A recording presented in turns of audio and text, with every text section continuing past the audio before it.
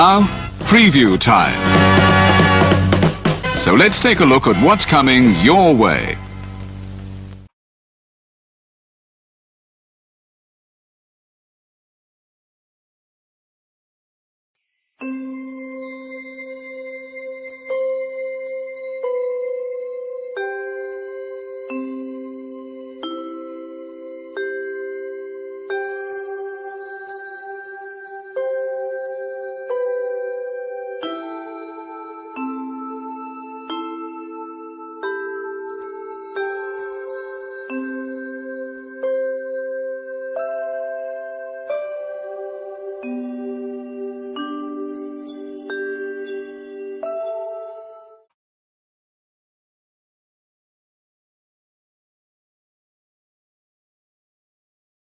Hello pals, Alyssa Marino here, and as a friend of Parker Kane Promotions, I am super excited to share the awesomeness that they've got in store for you this November at WrestleCade. You'll be seeing the world-traveling Capital Championship Wrestling Global Fighting Champ Rebecca J. Scott, a rising star who's been featured on Ladies Night Out, MCW, and more, the stunner Emily J., an internationally traveled talent who you've seen on NXT UK and Stardom, Angel of the Ring Zaya Brookside, and NWA World Women's Tag Team Champion Chicago's sweetheart Missa Kate will also be appearing live. It's all going down WrestleCade weekend in Winston-Salem, North Carolina. You can catch these stars brought to you by Parker Kane Promotions on Saturday, November 25th from 10 a.m. to 3 p.m. And be sure to stick around for Ladies Night Out the following day on Sunday, November 26th. You can get your WrestleCade weekend tickets at WrestleCade.com.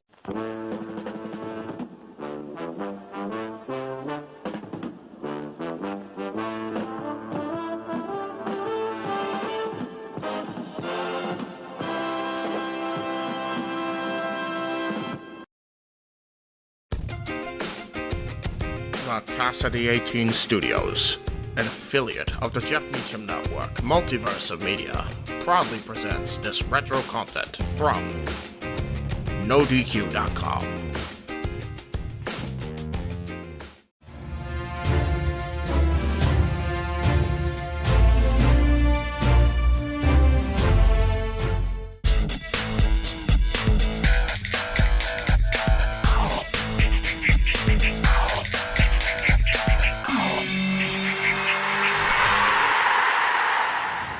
Welcome to episode 38 of Talk Wrestling here on NoDQ and MySpace and YouTube. Thank you everybody again for watching last week and putting up with the commercial interruption, I should say. Only one.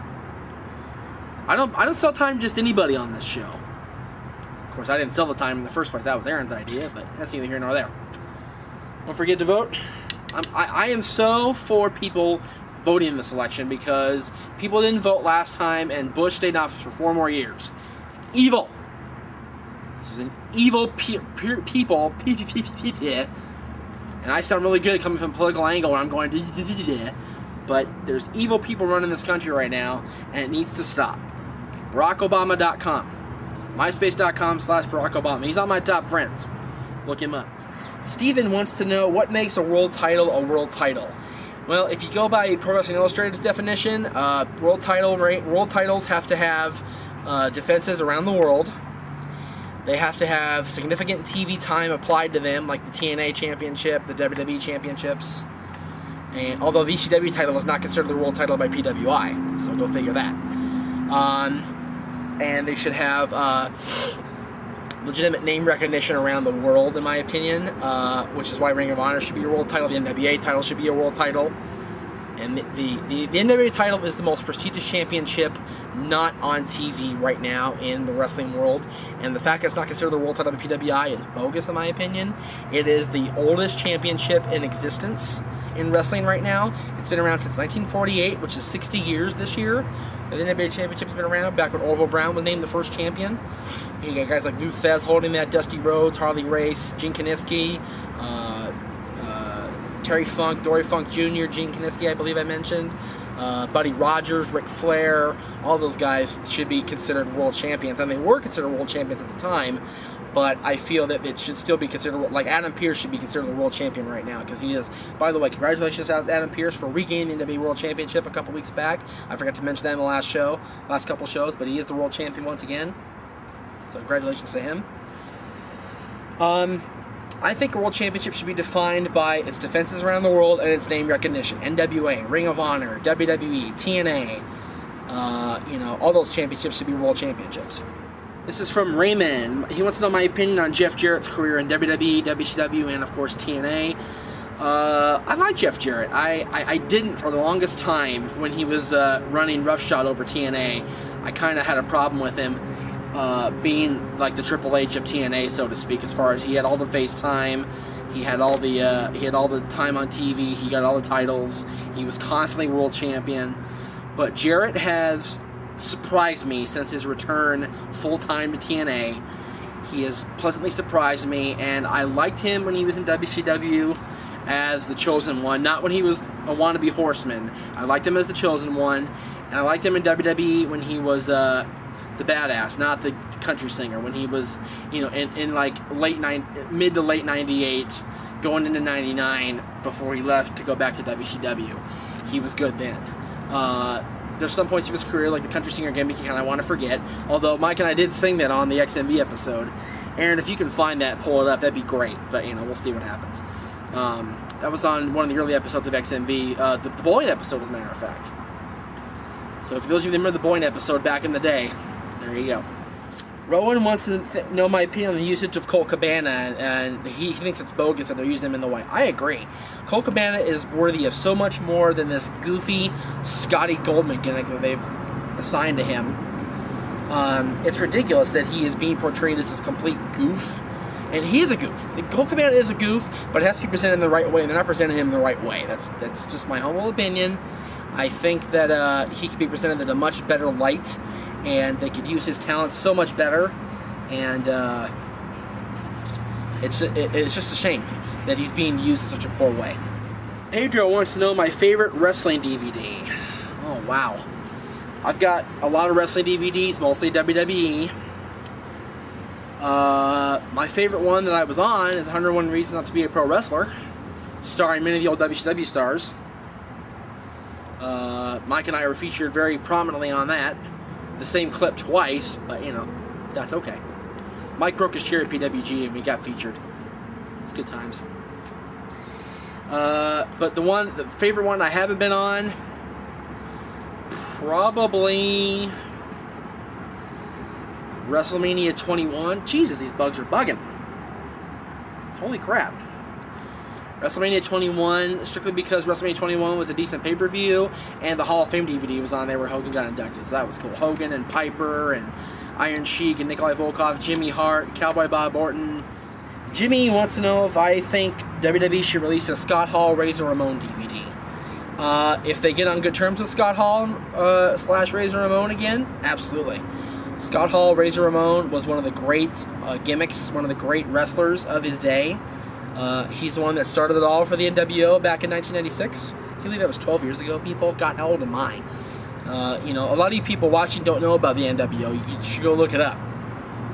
And I'm not talking about the Nagel World Order, but they should release a Scott Hall DVD, and definitely showcase Razor Ramon and his time in the AWA and his time in WCW as well.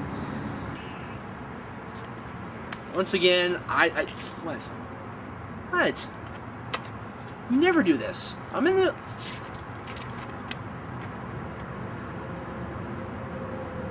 No. You gotta read it. No. This is not what I signed up for, this part at the bottom here. Just please read it. Ugh. Make sure you check out myworld.ebay.com/jsell4u. J and then U, the only letters. We have the hottest deals on vintage and rare wrestling merchandise you'll find anywhere. So check us out today. myworld.ebay.com/jsell4u. P.S. Jeff Meacham likes to play with little kids, if you will.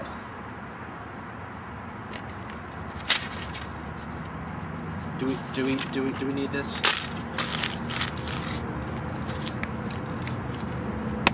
That's for Mike. You son of a bitch. I just littered in a public park because of you. You son of a bitch. Jesus. Stuart wants to know if I could match any tag team from the heyday of tag teams in the 80s to the other heyday of tag teams in the years 2000 and beyond, who would I choose and why? Well, I would have liked to have seen the Road Warriors versus the Dudleys when both teams were in their prime, not when TNA tried to present it, when it was ended up being Road Warrior Animal and Rick Steiner against the Dudleys, or Team 3D, whatever you want to call them. I'd like to have seen the Road Warriors from like 84, 85 against the Dudleys from like 98, 99, or 97 even. That's just what I would like to see that personally. This is from Paris. He wants to know, when will Vince McMahon turn the company over to Shane McMahon? That's if he does turn it over to Shane McMahon. I'm thinking at this point he's going to turn it over to Stephanie. Stephanie's the executive vice president of creative writing. She's the one that writes all the storylines with Vince. She's the one that writes all the TVs and does all the promos and everything, or helps do the promos and everything. Stephanie may be the one to be in charge after Vince finally hands the company over. But what it should be is both of them sharing equal responsibility. Shane and Stephanie, both Shane doing the stuff he does now, Stephanie doing the stuff she does now, and Vince kind of taking a step back and overseeing when he has to. Vince will never completely step away until he's long gone. It just won't happen, so we should all just get used to that. Chris wants to know if it was true that Booker T and Batista got in a backstage brawl a couple years ago during the SummerSlam commercial. Yes, it is true. They had a really big fight. It was a big thing on the internet back a couple years ago. I think it was during the SummerSlam 2006 or 2005 commercial. I don't remember which year it was. But there's a bug. Bugging again. These bugs, I'm telling you, dude. Anyway, yes, they had a legitimate fight. Batista, I think Booker had a black eye or a broken nose or something, and Batista ended up having a black eye himself. It was very ugly. They've since talked about it and worked it out, and they've kissed and made up before Booker left WWE to go to TNA.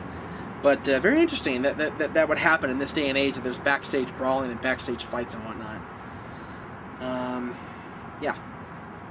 This is from Chris.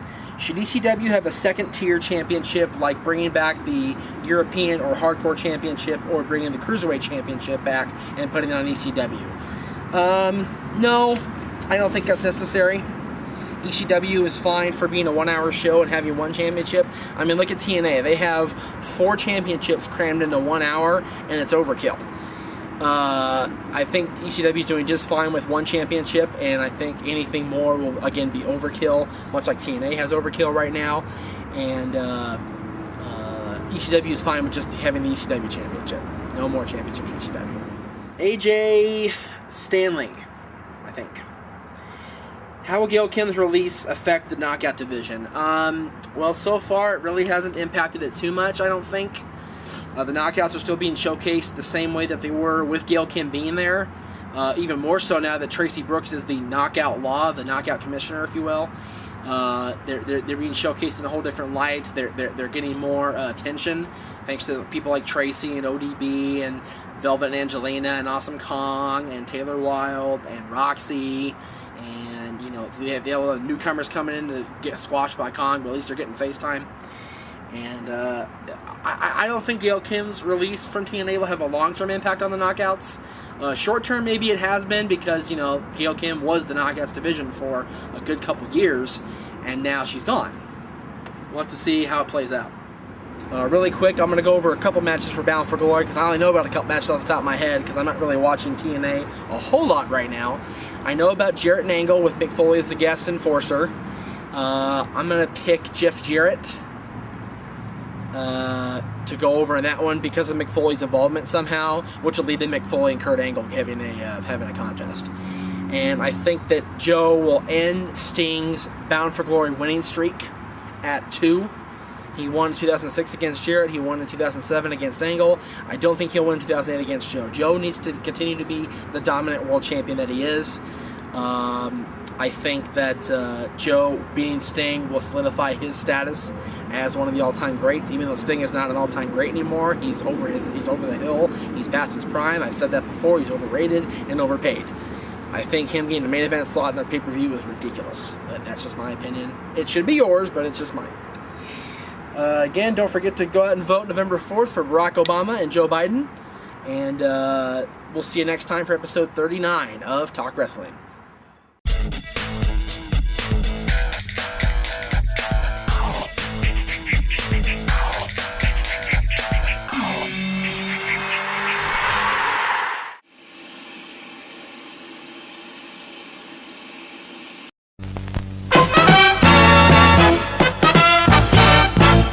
And now, preview time.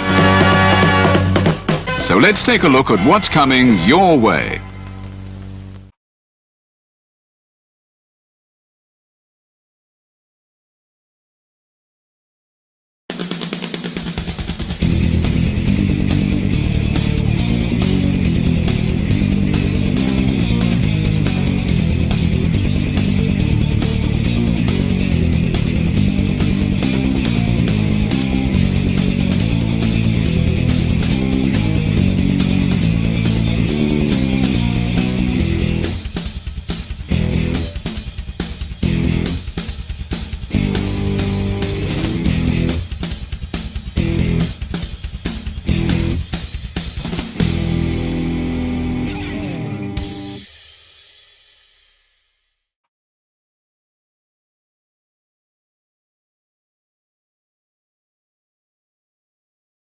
You ever wanted to come into a sports bar where the barkeeps know their game? Well, the Jeff Meacham Network, Multiverse of Media has got a production just for you. Sit down and relax as the Stat Boy and his partner break down the statistics in all things sports. Whether it's football, basketball, motorsports, baseball, hockey, soccer, professional wrestling, mixed martial arts, boxing, and much, much more. All are welcome. Your barkeeps here keep you up to date and in the know of everything going on in sports, while also having a pleasant conversation about it all. Your host and owner of the bar, Stat Boy Mike.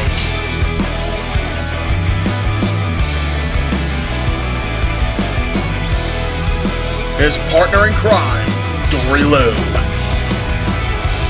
And a host of other guests coming in. The food's hot, the seats are warm, the drinks are ice cold, and the sports talk is plentiful. Casa D18 Studios presents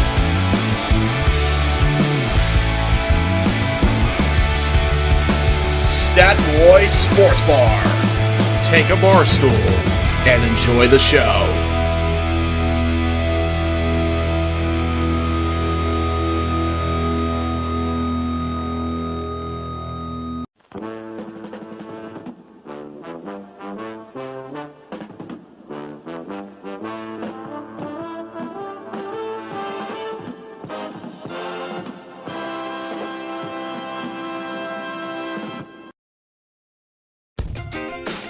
The Casa D18 Studios, an affiliate of the Jeff Meacham Network, Multiverse of Media, proudly presents this retro content from the Casa D18 Studios.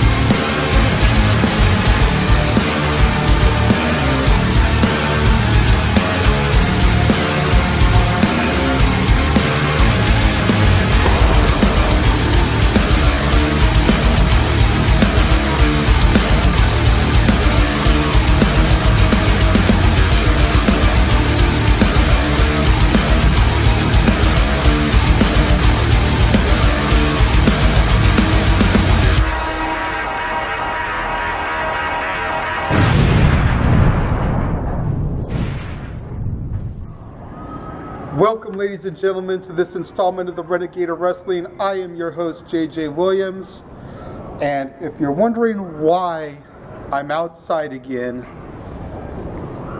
no, it's not because I want to give you guys a lot of wind or background noise. Well, maybe just a little bit, because y'all bitch a lot about that. But anyways, this is 1 year to the date since Renegade of Wrestling debuted. And my first episode was right back here. So I just thought I would take a minute. Don't have a lot to talk about today on the show. A lot of what I have to say I'm going to talk about this week with Jeff on our 1 year installment of Dads on Wrestling. But I just wanted to take this opportunity to say thank you guys for helping to make the channel a success. At my last check, we were at 2,045 subscribers. Long way from a year ago when we had like 10. And that was just off of what could have been, because me and Jeff were hyping the channel for so long before our show actually debuted. But 2,045 subscribers. Thank y'all so much for making the channel a success. I know AA thanks you, both from in front of the camera and behind it.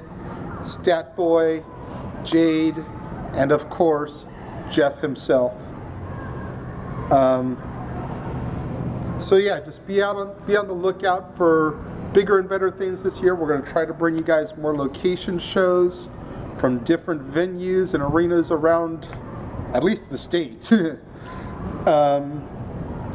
to bring you guys some more interviews with hopefully some bigger name talent. No disrespect to the people we've interviewed so far, but y'all have been asking for bigger names, and we're going to try our darndest to deliver that to you. All we ask from you guys is to keep doing what you've been doing. Subscribe, spread the word, tell your friends about us, and hopefully next year, when we come to you for the 2-year anniversary, we'll be at almost 5,000 subscribers.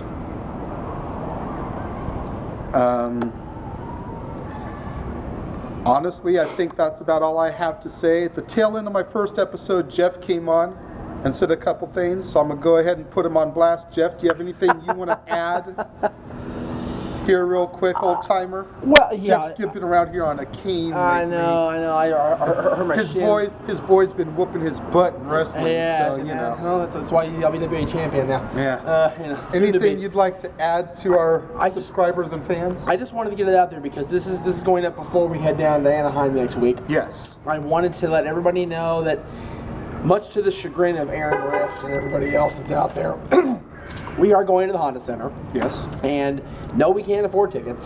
No. But you know what? We're going to be out there for pre-show, hanging out with y'all. That's and right. We're going to be doing our thing. And if you guys want to come out and say hi and be on the shows or help do Rumble predictions or whatever you want to do, give your thoughts. Who do you think's winning the Royal Rumble this year? Come out and let us know.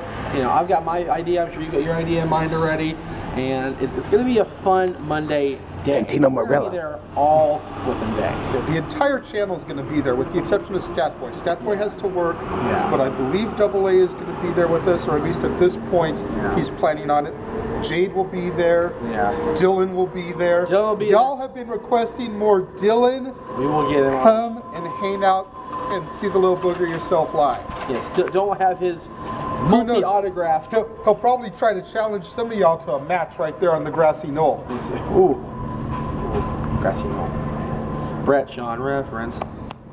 Buy that DVD. Go buy it now. Seriously. Yes. We watched the bio on that. We've yet to watch the extras on it, but we've seen those matches before. Exactly. The Brett Sean DVD is one of the best produced DVDs I've seen in years. And I just want to go ahead and throw a quick mention for another one we got for Christmas, the King of the Ring DVD. Yes. Although it is hosted by King Booker in gimmick, that's the only real flaw. Yeah.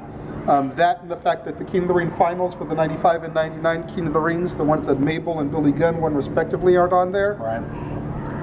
And the John Morrison DVD. Although it was way too soon for him to have one, Yeah. the DVD was very well put together. Yeah. Thank you again, sir, for that for Christmas. Yes, and thank you for the King of the Ring. Not a problem. And Sean Brett was from me to Mikey, so thank Yes. me. But come out next week to the Honda Center. We will be there filming our Royal Rumble memories. We've done it for Mania. We've done it for SummerSlam. We've done it for Survivor Series. All we got left is the Rumble. Yeah, that's it. The Big Four will be done, and then we'll have to do this for another 20 years. No. We'll wait until WrestleMania 30. Okay. And then we'll do 30 years of WrestleMania memories. I know, right? Okay. Because we were here, and I was in a shirt that was 2 sizes too small last time for WrestleMania. Thanks to AA. All right, so be on the lookout for dads this week. We're going to be talking about a few different things. We're going to be talking about Raw. We're talking about the Hall of Fame inductions that are coming out in the next, that we've already been announced and that should have been announced. Yes. It's going to be a very interesting show, no doubt about that. I'm going to go ahead and warn people right now. This is not going to be an episode you want to let little Jimmy and little Jenny watch. No, we are going to be throwing the verbiage out. This is going to be rated R in a way the dads haven't been rated R language-wise in a minute, I'm sure. And that's rated R because that's in the Hall of Fame. Yeah. It's going to be nasty. All right. Thank you guys once again for a year of success. I am the Renegade JJ Williams. I want to thank Jeff for popping in just like he did a year ago. I did. And we will see you at the Honda Center.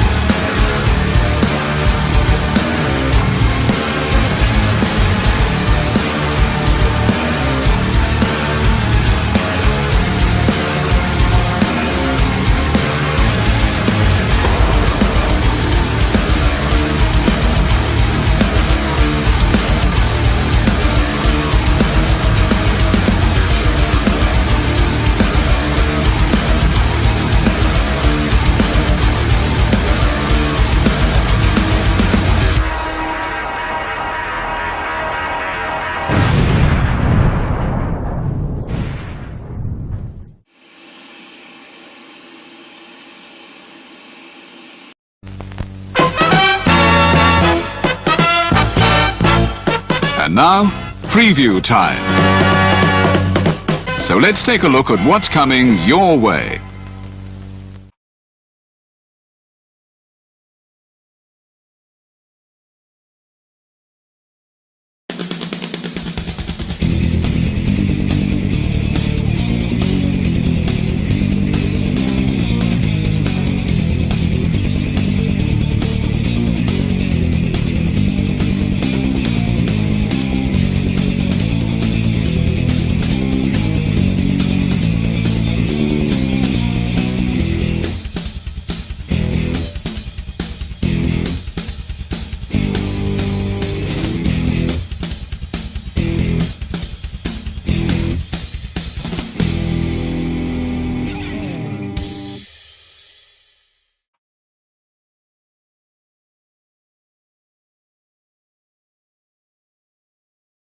Hello pals, Alyssa Marino here, and as a friend of Parker Kane Promotions, I am super excited to share the awesomeness that they've got in store for you this November at WrestleCade. You'll be seeing the world-traveling Capital Championship Wrestling Global Fighting Champ Rebecca J. Scott, a rising star who's been featured on Ladies Night Out, MCW, and more, the stunner Emily J., an internationally traveled talent who you've seen on NXT UK and Stardom, Angel of the Ring Zaya Brookside, and NWA World Women's Tag Team Champion Chicago's Sweetheart Missa Kate will also be appearing live. It's all going down WrestleCade weekend in Winston-Salem, North Carolina. You can catch these stars brought to you by Parker Kane Promotions on Saturday, November 25th from 10 a.m. to 3 p.m. And be sure to stick around for Ladies Night Out the following day on Sunday, November 26th. You can get your WrestleCade weekend tickets at WrestleCade.com.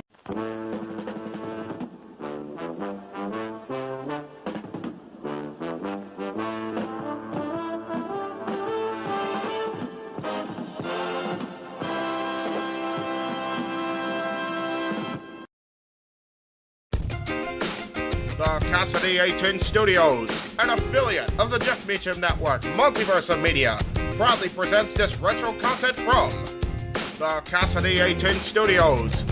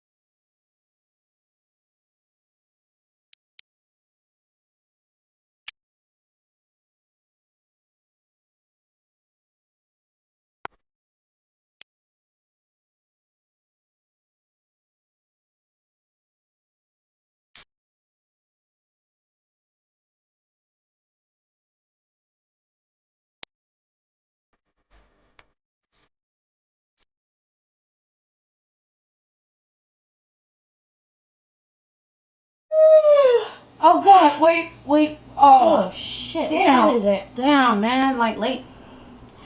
Oh, what's cracking? This is the Chicks on Sleepy Wrestling. version The of sleepy version. The sleepy. Sleepy girls on. Yeah, Sleepy Girls on Wrestling, aka Chicks on Wrestling. Hashtag nobody cares.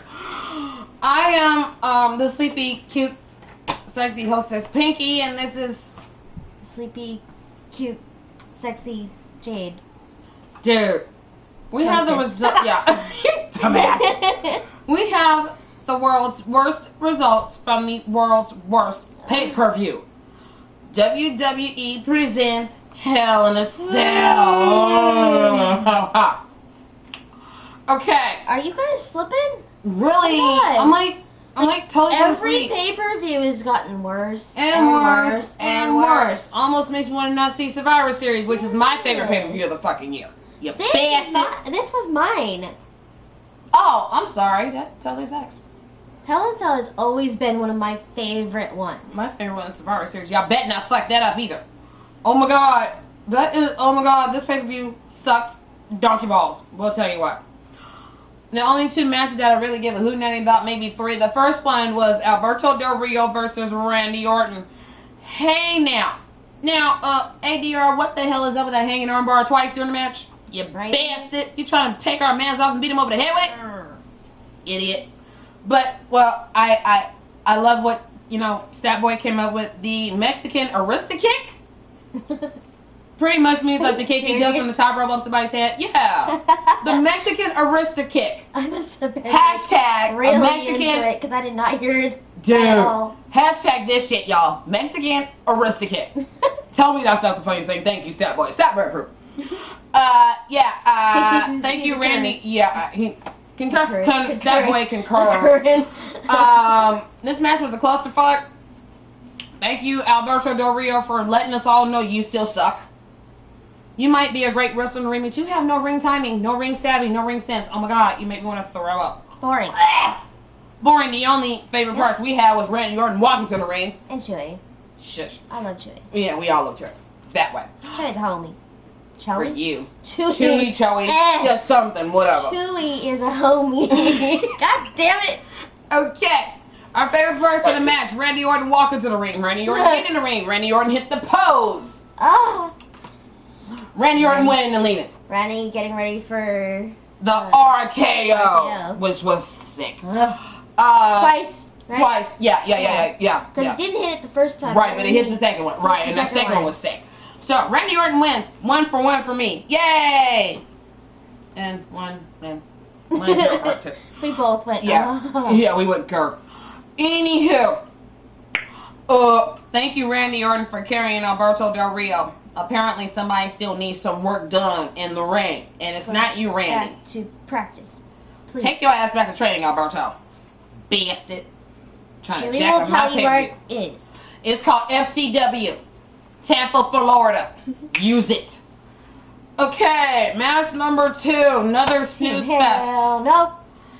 Give me a second. The Tag Team Championships. Team Hell No. I liked my version. Whatever. Hell no. Team Hell No. Versus Team Rhodes Scholars. The Rhodes Scholars win by disqualification when Kane goes absolutely insane and pretty much kills everybody in the match. Please tell me this is the disintegration of the world's worst tag team ever besides... Which Who one? am I think of? Techno 2000.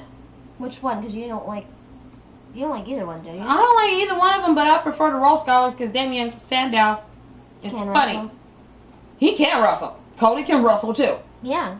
I've had the pleasure of seeing Damien in Florida Championship Wrestling, as I'm sure you guys heard. I haven't, but He's awesome. he looks like he can wrestle. He's amazing. But to get stuck with Cody Rhodes, I might not like Cody because it looks like his neck threw up, but the boy can wrestle too. I love me some Cody. Now, of course you do.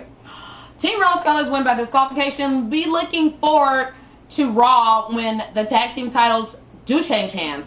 At the utter and total destruction of Team Hell No. I personally can't wait. You think it's going to happen tomorrow? It has to happen. It has to happen on Raw. It has to. There's no other way. How do you think it'll happen, though? I honestly think Kane is going to choke slam Daniel Bryan to hell. Leave him laying in the ring for either the beautiful disaster kick, preferably the beautiful disaster kick, and Cody gets the fall, or beautiful disaster kick, Cody steps back and Damian Sandow takes the fall. And wins his first title in WWE. I don't know why though. I feel like AJ has something to do with it, and AJ will break them up somehow. Well, duh. Do you not see what's going on now? Like I said, they might not have won the tag team titles tonight, but you guarantee tomorrow on Raw, followed on USA, it's gonna happen. It's going down. I think she'll end up with Kane. She needs to end up with Kane. They're both freaking crazy as hell. Anywhoville, match number 3, and yeah, so far we are 2-0 for the matches because I voted Team Rose Scholar, so 2-0. I think we did. Yeah, we did. Intercontinental title match. Kofi Kingston. Kofi. I'm so tired of Kofi Kingston. I want him to go heel so bad. Versus The Miz. Because he's awesome. Shut up. Actually, I got this one wrong, she got this one right. Kofi retains after a clusterfucky of a match. Yay. No. The Miz takes off his boot, The Miz takes off his sock, he takes off his knee brace. What else you gonna do, get him naked? Miz, I love you, but boo. No, boo. I understand he was picking the part, but come on now. You ain't got to do all that. I personally think Miz should have won because it is now time for Kofi Kingston to go heel. No. Trouble in Paradise, little Jimmy to hell, and R-Truth, and let's go heel, please. Why can't he be the champion and be heel? I don't care about him being champion and heel. Champions. Yeah, but I'd rather see the Miz with the championship because he's awesome. That's why. Kofi's really good. Whatever. He needs to work on his mic skills, his in-ring presence, and he needs to be able to capture the crowd, not just the kids. Not just the kids. He needs to capture everybody. You would say that same thing for Ray then, right? Oh, God. I ain't even went there yet. Oh, God. Anyway. Kofi Kingston wins with Trouble in Paradise. At the end of that match, that was so claustrophobic, it wasn't even funny. I was not happy. Miz, you should have won. That would be probably the first and the last time I ever say that. You should still be IC champion, because besides Ricky Drake Steamboat, Macho Man Randy Savage, Harper's Hard Man, you were pretty much the best in the 21st century, like, last 2 years. You're awesome. Anyway. Couple of matches that were just thrown together for TV time. Antonio Cesaro, the United States champion, versus Justin Gabriel.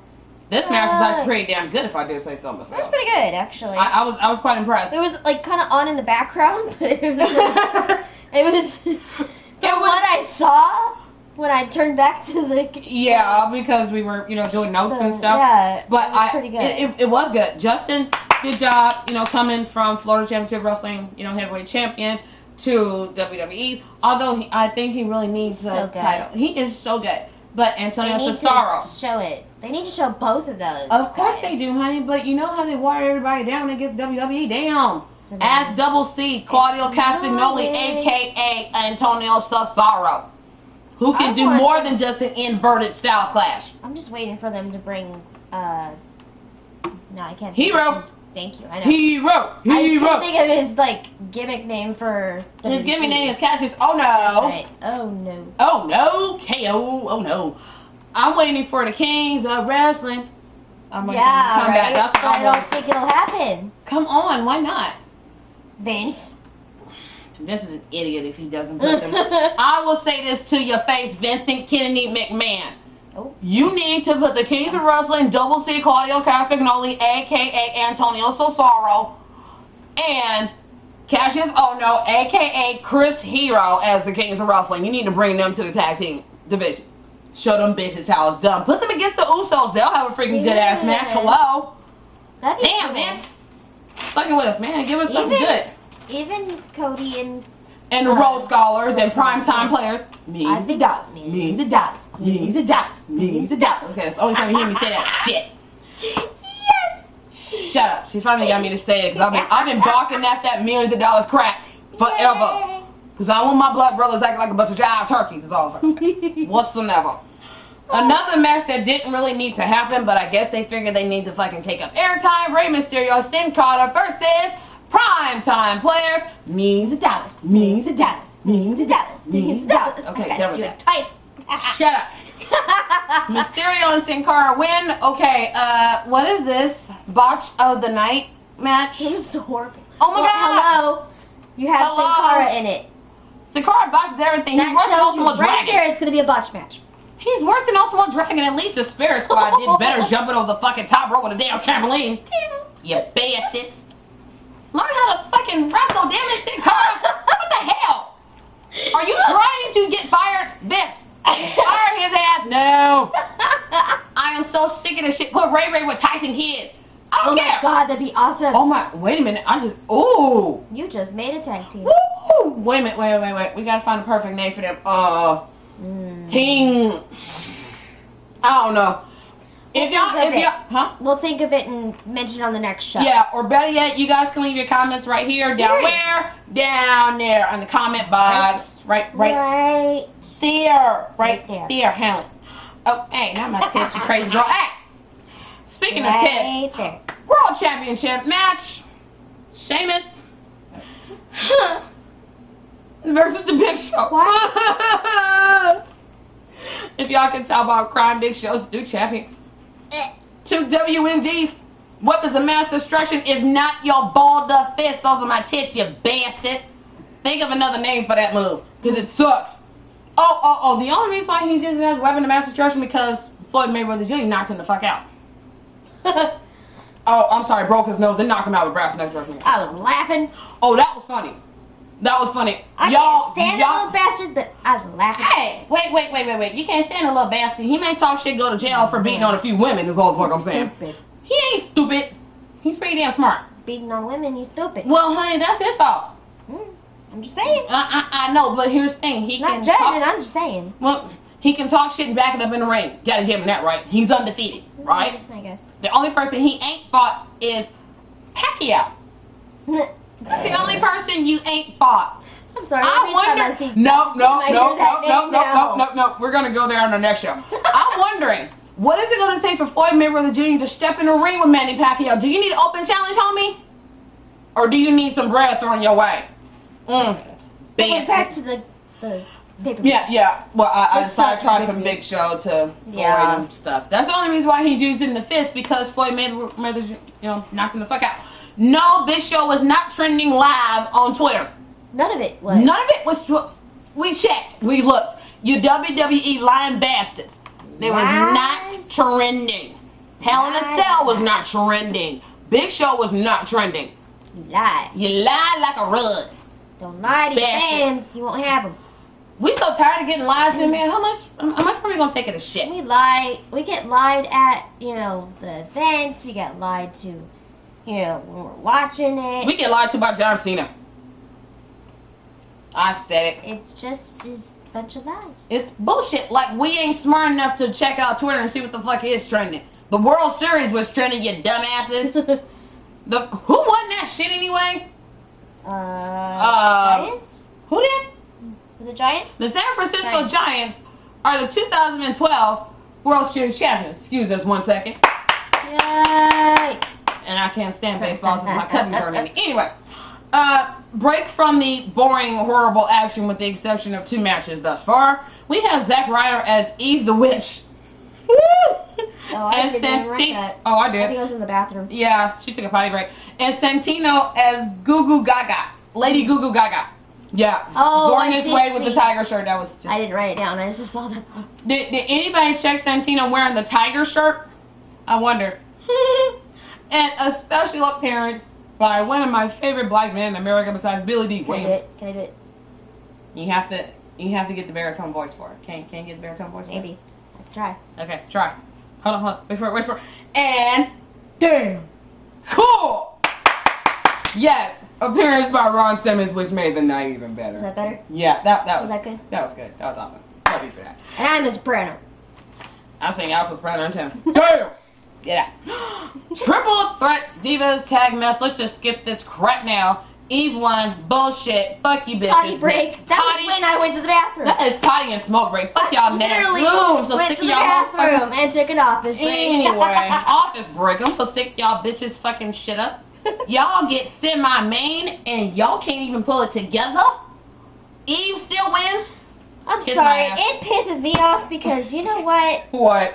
I bitch and bitch and bitch about how us women don't get shit, you know, in this world about, or with wrestling. Right, we don't. And then you guys turn around and just put it to shit. They have a semi-main event they go on before the only Hell in a Cell match that was advertised. And you fuck it up?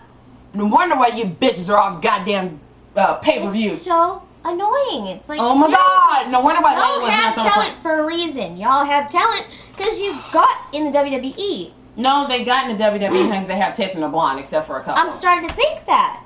And that's the sad part. That is the sad part. Because you have people like Lita. Beth and Natty and Beth and Karma. Lita. Karma and Lita and Trish and all Gail these. Kim. Victoria, aka Tara. Yeah, the bronze ODB that can actually wrestle. And y'all bitches get semi-main and you fuck it up? Ugh. Next. I'm so bored with this Go crap. back to class. No, bitch. Get the fuck out the business anyway. WWE title match. The only fucking match that was inside the Hell in a Cell, which I think is bullshit. Ryback versus CM Punk. Feed me more, nigga. Take a fucking break at Hometown Buffet, bitch. Feed me, Seymour. Yeah, feed him that way, bastard. Really? Kind of does look like the plant. A little bit. Well, no, sweetie. That's the plant. zombie. That's the zombie sticker for Ryback. Okay. GetGlue.com. You get your stickers and shit for I still don't WWE have and your it. favorite shows. I have it. I'm the tag team champion. I'm the tag team champion. I'm the tag team champion. I'm the tag team champion. Damn it, Chris Benoit does exist. That was more fun than the pay-per-view. And Chris Benoit does exist, and he's still relevant. I don't know what the fuck I'm saying. Chalk crush for the crowd chants for Ryback, and they boo the hell out of CM Punk. Yeah, and this is in Atlanta. How the hell? Yeah, I know. For some reason, this overgrown, stupid. Hold on, this overgrown, oversized, big-head meathead, Skip Sheffield, aka Ryback, only got this match because who was injured? John Cena. Bastard. That's all the fuck I'm saying. CM. Injury after. No, you had to get before. Damn it, Cena. I would have liked to see you get beat by CM Punk again. But damn it, this Ryback match sucks ass. The only funny part, CM Punk wins via low blow by the referee who, what the hell is his name again? Cutie Pie? I don't know. Well, yeah, exactly. I we forgot. called him Cutie Pie. Because he just reminded me. Hey, wait. He is that guy from Florida Championship Wrestling that was two-time tag team champion and the last 15 champion when he defeated Richie Steamboat. I just can't think of your name right now, so please don't kill me because I've been there and seen you. You just wasn't relevant. Yeah, I actually did the work on that. Forgot your name. Anyway, he caused a low blow. I said it. You gave Ryback a low blow, which I applauded you for, and then you gave the match to CM Punk. I wonder at the behest, who did he do that for? AJ? Maybe. Paul Heyman? Maybe. He might be a part of Paul Heyman's army. Which brings us to bringing back Brock Lesnar. Bleh. The biggest meathead ever. Jesus, leaves Ravage for Rick Rude actually has I thought that was why they have Ryback. Why? Because they don't have Lesnar. Well, they still they have have to replace him with somebody that actually kind of looks like him a little bit and acts like him. Well, here's the thing, dear. At least with Lesnar, he has limited dates with the WWE. He just can't perform at all the pay-per-views. He can do what Taker does. Perform at the big pay-per-views, only Taker's better. So we should be looking for... I was going to say Rock. Oh my God, wait a minute. Hold it right there. Did we not get the world's worst promo at the, not even at the top of the show, on the pre-show? John Cena in the ring with Michael Cole. Oh my freaking God. The question. Oh my God. No. The question of the evening, which was, who is your toughest opponent you've ever faced? John Cena. This fool said The Rock. Nigga, please. Okay. Are you fucking sane? Or are you just trying to be so good hey you don't know how horrible you really are right now? I think he has a gusher or something. He needs a gusher right now, you bastard. Look here. Your toughest opponent, I'm going to tell you right now who it is, yourself. You don't know when to shut the fuck up and just do right. Damn it, go fucking hell. I'm sick of this shit. Damn it, John Cena. And your second toughest opponent is The Undertaker. Now what? Bitch. I almost expected you to do a walk-off. I wanted to this my show. I don't fucking feel like it. Our show. Fuck you, John Cena. You are the world's worst. Jack it off. Jack it off, please. Oh God, oh God, oh! Cool. Relief.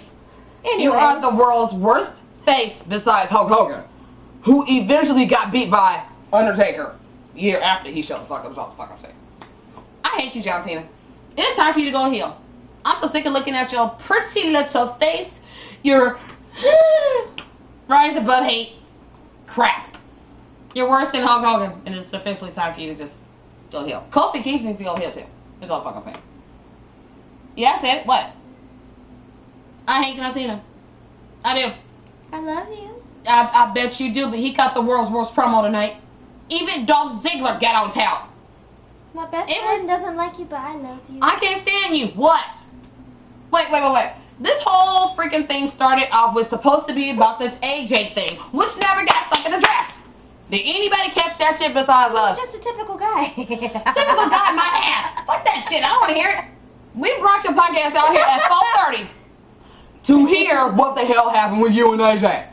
No, you didn't even answer the question. You tap dancing all over Vicky, although I found that funny. But come on now. You never answered the tough question. Did you hit that or what?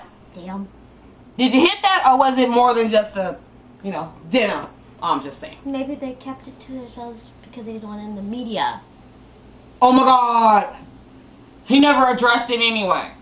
That was the world's worst 30 minutes. I want my 2.5 hours of my fucking life back. This pay-per-view was shit. Ugh. Anyways. Hold it. Survivor Series better be better than this. Well, or I'm done as a WWE fan. Right? And I've been following since I was 5 years old. So that puts me at 1980. I am perfectly happy at indie shows. Thank you very much, bastards. They're so much more entertaining. Yeah, didn't we go to Vicky's Playhouse this past weekend? Yes, we did. Chicks on Wrestling, next episode we will be giving you wonderful show updates from Battleground Pro Wrestling. I'm sorry if you don't like it. We were not well. Oh, can we not? Can we not go there, please? I'm just pre-warning them. I'm trying to hold my reputation here.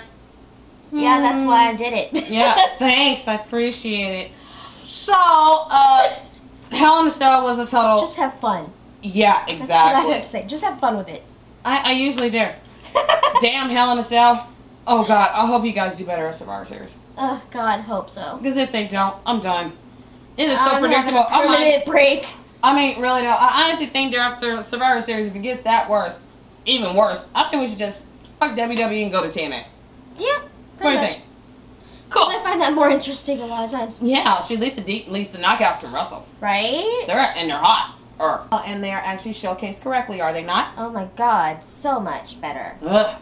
At least, except for Brooke. Hogan. No. Hogan. Not Tess Smoker. Not Hogan. Hogan and Tiffany. Put her back away. Like in the closet away. Anyhow, this has been Chicks on Wrestling, the oh my God, the most boringest result show we have ever done in our life. Excuse us while we take a siesta. Seriously. Dude, we are so going to sleep. I am your hostess, Tyra Jade. That's Jade. I'm Pinky.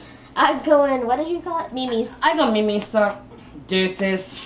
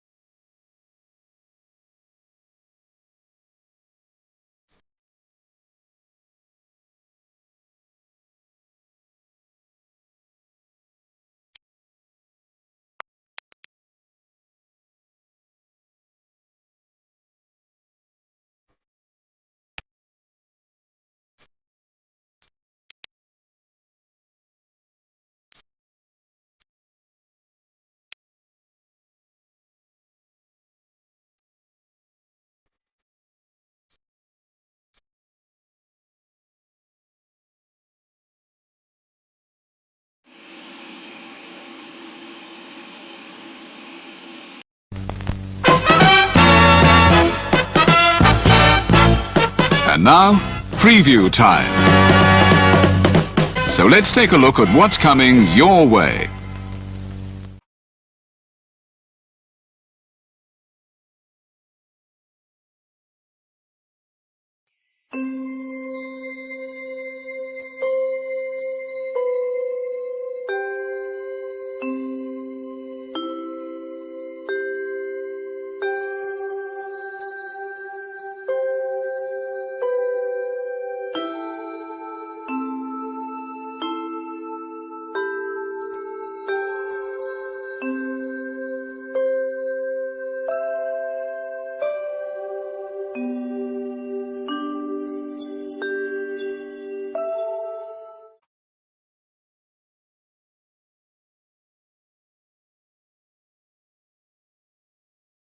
You ever wanted to come into a sports bar where the barkeeps know their game?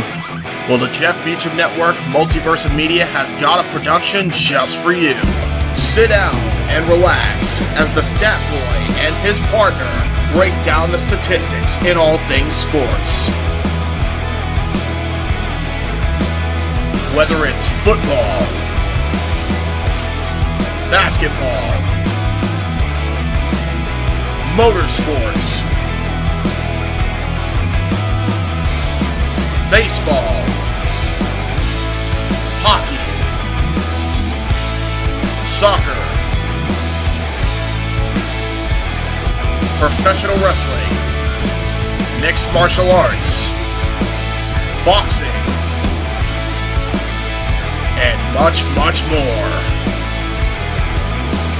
All are welcome.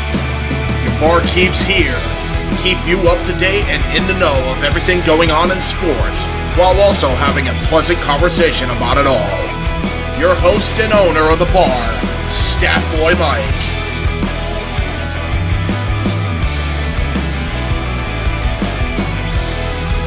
His partner in crime, Dory Lou. And a host of other guests coming in. The food's hot, the seats are warm, the drinks are ice cold, and the sports talk is plentiful. Casa D18 Studios presents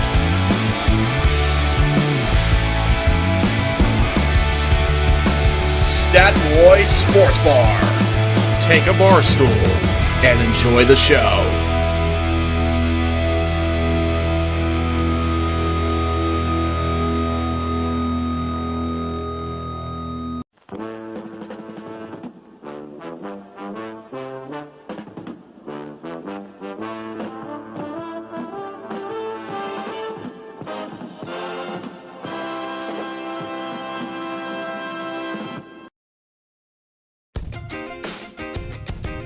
Casa D18 Studios, an affiliate of the Jeff Meacham Network, Multiverse of Media, proudly presents this retro content from NoDQ.com.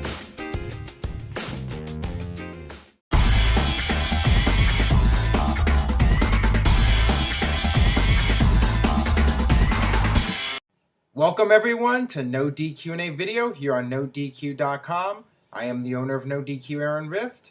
Here to talk about wrestling, answer some questions. We got the black cat behind me creeping closer. We got the floating ghost. We got the skeleton with his legs spread apart. This is no DQ&A video, so let's get right down to it. What is your reaction to Jimmy Uso being arrested for DWI? Will these guys ever learn? It seems like it's one guy after another now. The problem here is that Jimmy Uso and his brother are in the lower mid-card level in WWE, and you know they're expendable. Somebody like Kurt Angle, he's the TNA World Champion, so if he gets in trouble, he'll just get like a slap on the wrist or whatever, or no punishment if it's TNA. For WWE, this is not going to look good for them, you know, from a PR standpoint. So both Jimmy Uso and his brother could be in a lot of trouble now in terms of their job security, and even more important than that, just the fact of getting behind a wheel while intoxicated, it's really one of the most irresponsible things a person can do. And apparently his blood alcohol level was something like twice as high as the legal limit. It was really high. It's just really sad. these guys need to. I don't know if WWE is gonna do some kind of program for these guys, like, so they can learn to be more responsible. And if you're gonna drink, make sure you have a designated driver. Just really unfortunate. Do you think AJ Styles would be successful in WWE if he jumped ship one day? Well, if successful means like at a level of an Evan Bourne, like a mid-carder who gets the big pop and does all the cool moves, but he never really gets them to the world title level, then yeah, I could see AJ Styles being successful. But I would never see him getting at a level of, CM Punk or definitely not John Cena. But I could see him being a solid mid-card act in WWE. Who's your pick to win the WWE Championship match at Hell in a Cell? Well, it's really hard to say. Logic would tell you that the champion should retain and hold the belt for a few weeks at least. John Cena's the champion. He just won it, so maybe he should have it for a while. But as we all know, the Mexico tour is coming up for WWE, and it would not surprise me if Alberto Del Rio got the title back. And of course, it would make no sense for him to lose it only to win it back two weeks later, unless it was just a ratings ploy by WWE, to get the ratings up because of the football competition and everything. And of course, CM Punk could always get it. Just have the most... You know what? I'm going with CM Punk because it's just totally random. It would make no sense because John Cena just won a title and maybe he should hold it for a while, so that's not going to happen. Alberto Del Rio is going to be in the Tour of Mexico, and it would make sense for him to be champion, so that's not going to happen. So yeah, CM Punk. CM Punk will win. That's my prediction. I'm always wrong. We'll see what happens. Your thoughts on Brother Love? I liked Brother Love. I liked those segments. It's really corny and over the top, but he was like Vicky Guerrero. He always got that nuclear heat, and people just hated that guy. And there were some memorable moments, like Hulk Hogan getting attacked by Earthquake and laid out, put on the sidelines for several months. The one that always stands out to me the most of all those Brother Love segments was when Rick Martel, the model, sprayed the arrogance into the face of Jake Roberts. I just loved that segment as a kid. I thought that was so awesome. And yeah, a lot of fond memories of Brother Love and the Brother Love show back in the day. All right, let's see what we got here. I'll rock my chair back and forth. I'll rock my chair back and forth. What do you think is the defining moment of John Cena's career thus far? Well, I think his defining moment, he has so many of them, first of all, but if you had to pick one, I would say WrestleMania 21 when he won his very first WWE title. As you guys probably know, I was there live. That match was not good. The WrestleMania 21 pay-per-view, it got off to a really hot start, but then it cooled off significantly with Big Show and Akebono. And then I have to tell you, John Cena versus JBL was the most boring match I've ever seen live in person. I think it's the only time I ever actually came close to falling asleep during that match. It was basically just like your average 5-minute SmackDown title match. You expect something better at WrestleMania, and it was just an average TV match. And the crowd was very quiet, and they only popped when Cena finally won the title. But that was John Cena's defining moment. To win the WWE title for the first time, that should be a defining moment for anybody's career right there. If you were in charge of booking, who would you have Daniel Bryan face at WrestleMania 28 if he hasn't cashed in the briefcase by then? I would have him face Randy Orton. He should get in there for the world title against the biggest star on SmackDown, and that's Randy Orton. And I'm sure the two of those guys would be able to have a great match. So, as far as who would be the heel or babyface, Randy Orton can do the heel role really well, but maybe if they turn Daniel Bryan heel and then make him this monster in terms of being able to make people submit, then they could just have Randy Orton be the face and Daniel Bryan the heel. Either way, I think it would be an awesome match, and that's what I would do if it was me. Do you think ECW will ever be revived? No. ECW had its run. It's all over. Trying to bring it back now, there's really no point. And most of those guys are getting so old now anyways that they couldn't do the old style. So They brought back One Night Stand. It was for nostalgia. They tried to bring it back as a brand. Didn't work out. Just leave it dead. Leave the memories alone, or whatever the phrase is. Hey, Aaron, love the show and the Cat Diaries. Thank you. Keep them on. And my question, do you think Lance Hoyt has what it takes to be a WWE or TNA champion? Well, the thing is, he's worked for both companies now for several years, and he really hasn't gone beyond that opening card level. Now, I'm not sure why. He does have the size, which especially in WWE is going to benefit him. So I'm not sure if he really has the ability, you know, in terms of the in-ring work and the charisma and the mic skills and the whole package. He might just not have it. I'm not sure why, but yeah, definitely there's got to be something going on with him.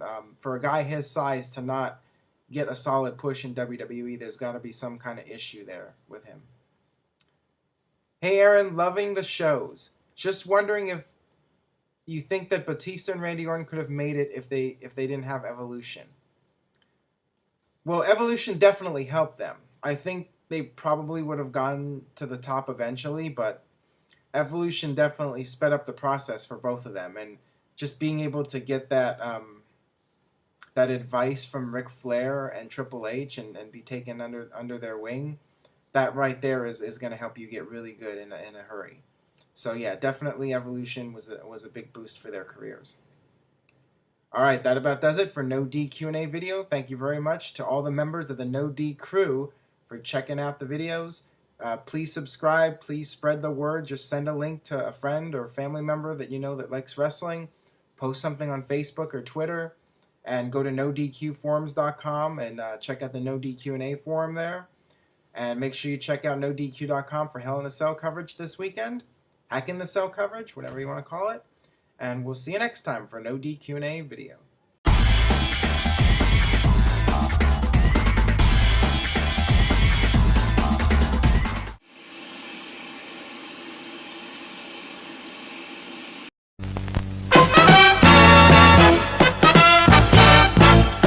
And now, preview time. So let's take a look at what's coming your way.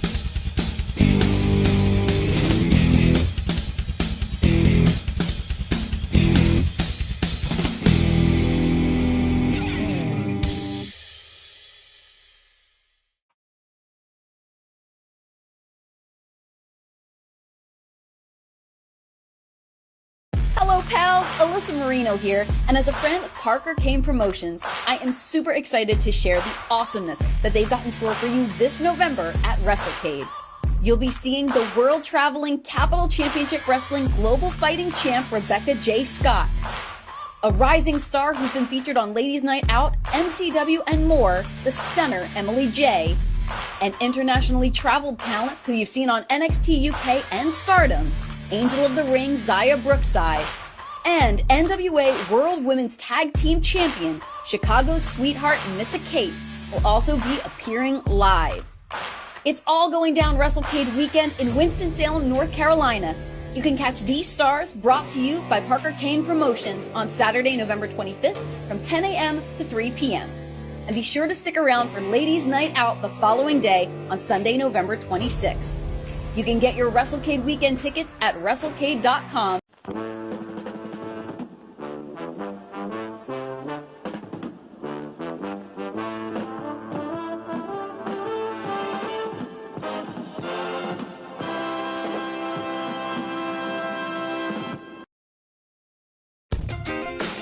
The Casa D18 Studios, an affiliate of the Jeff Meacham Network, Multiverse of Media, proudly presents this retro content from the Casa D18 Studios.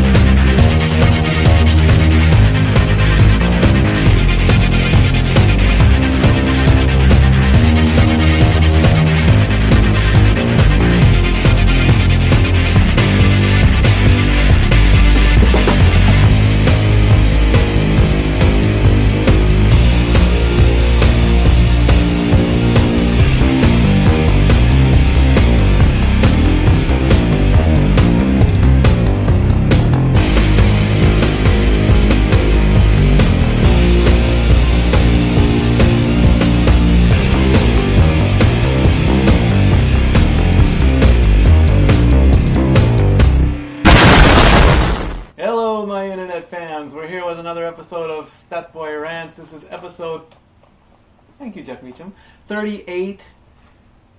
How you feeling? Crap. Almost as bad as when, Brigitte Nielsen had a great career going for herself doing Rocky IV, playing a Russian, and ended up being coked out and screwed with Flavor Flav, stuff like that. Not quite that bad, but bad enough. For those of you who have been living under a rock and not paying attention to this channel, like me, Mr. Jeff Meacham here has got a bum neck thanks to one Sasha Derevko of Battleground Pro Wrestling, who thinks Russia is better than everything else in the world. Yeah, he seems to believe his hive. We'll see what happens on Saturday. Look what happened to Mikhail Gorbachev. Oh, there's another one. Yeah. In the movie or in the Naked Gun movies or in the real life? You know my biggest problem with him? His birthmark looks like somebody took a wine bottle and smacked it on top of his head. Yeah, it looks like a big old wine stain. Yeah, it wasn't good. And you know what else I have a problem with Russian people? Why is it every time they want to talk, they look like they have to hawk one? Don't know. It's like, just let it fly, guys. I mean, really? Are those teddy bear cookies? They are. They're teddy bears. Bears taste awesome when they're in graham cracker cookies. May I have some? You may have a teddy graham, yes. Thank you. I love teddy bear grams. Teddy bears are awesome. Yeah, unlike you Vennies. Oh, brutal. These are actually good bears. No. Okay. Now, while we're here... Oh, yeah. Make sure you have a show to do. Yeah. Don't worry, folks. He'll be fine eventually. The swelling will go down. The drugs have kicked in. Oh, yeah. Yeah. Good stuff. Anyway, what I'm going to do today, this is going to be a big episode, but I'm going to finish off the comparisons. So far, of course, I've done Trips and HBK, Cena and Rock, Punk and Jericho. Today's going to be Trips and Taker. So I'm going to briefly touch again on what Trips has done, and maybe clean up a few loose ends, and then we're going to do my predictions for WrestleMania. It's 2 days away. We are 48 hours away from the biggest wrestling event in the world, WrestleMania 28, from Miami, Florida, Sun Life Stadium, and which features no bears. No, there are no bears in Florida, except for the country bears. Sorry, Jay. Yeah, even I have to admit that's kind of stupid. Yeah, they need to be back home in California where they belong. Yeah, in fact, I think we even traded the electrical parade too, but that's the only thing. So let me do my predictions first, and touch on WrestleMania. If you saw the press conference, I was very disappointed in it. Okay. It could have been done a lot better. I mean, it seems like there were hardly any fans in the press conference. I understand that. There were maybe a few. I mean, you went to the one at the Staples Center, right? Mm-hmm. Okay. Quickly, what was the audience? Was it mostly press? Was it mixed, or was it... Good mix of both. Good mix of both? Okay. This one, it seemed like it was a funeral. Oh. I mean, they came out, they had the commissioner of Miami-Dade come out. He tried to pump up the crowd. And he offered the key to the county, to Triple H. That didn't get anything going, And Triple H was like, milk the crowd, milk the crowd. The crowd was dead, And then they had. Oh, here was a great moment. They had The Miz, Kofi, Otunga, Santino come out with their cell phones and start taking pictures. Oh, brother. That was boring. Even Beth came out. Beth looked beautiful. Eve looked beautiful. They talked about their match, but nothing was there. I mean, I thought at a press conference, the press is supposed to yell out questions. Right. This wasn't even a press conference. I mean, I've seen plenty of sporting events. You all right? No. Oh, okay. I mean, it's like, this was nothing, okay? Of course, Rock and Cena came out, and they only had like 5 minutes to talk. And CM Punk even came out in a t-shirt and jeans. Now, don't get me wrong, the t-shirt was cool with the Cult of Personality, which is a reference to his best friend, Colt Cabana. But I kind of knocked Punk on that a little bit because, he should have worn something more business attire. I'm sure he'll look better at the Hall of Fame. Yes.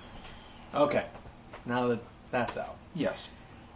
The Divas Tag Team match. Maria Menounos and Kelly Kelly against Beth Phoenix and Eve. Yeah. Maria Menudo.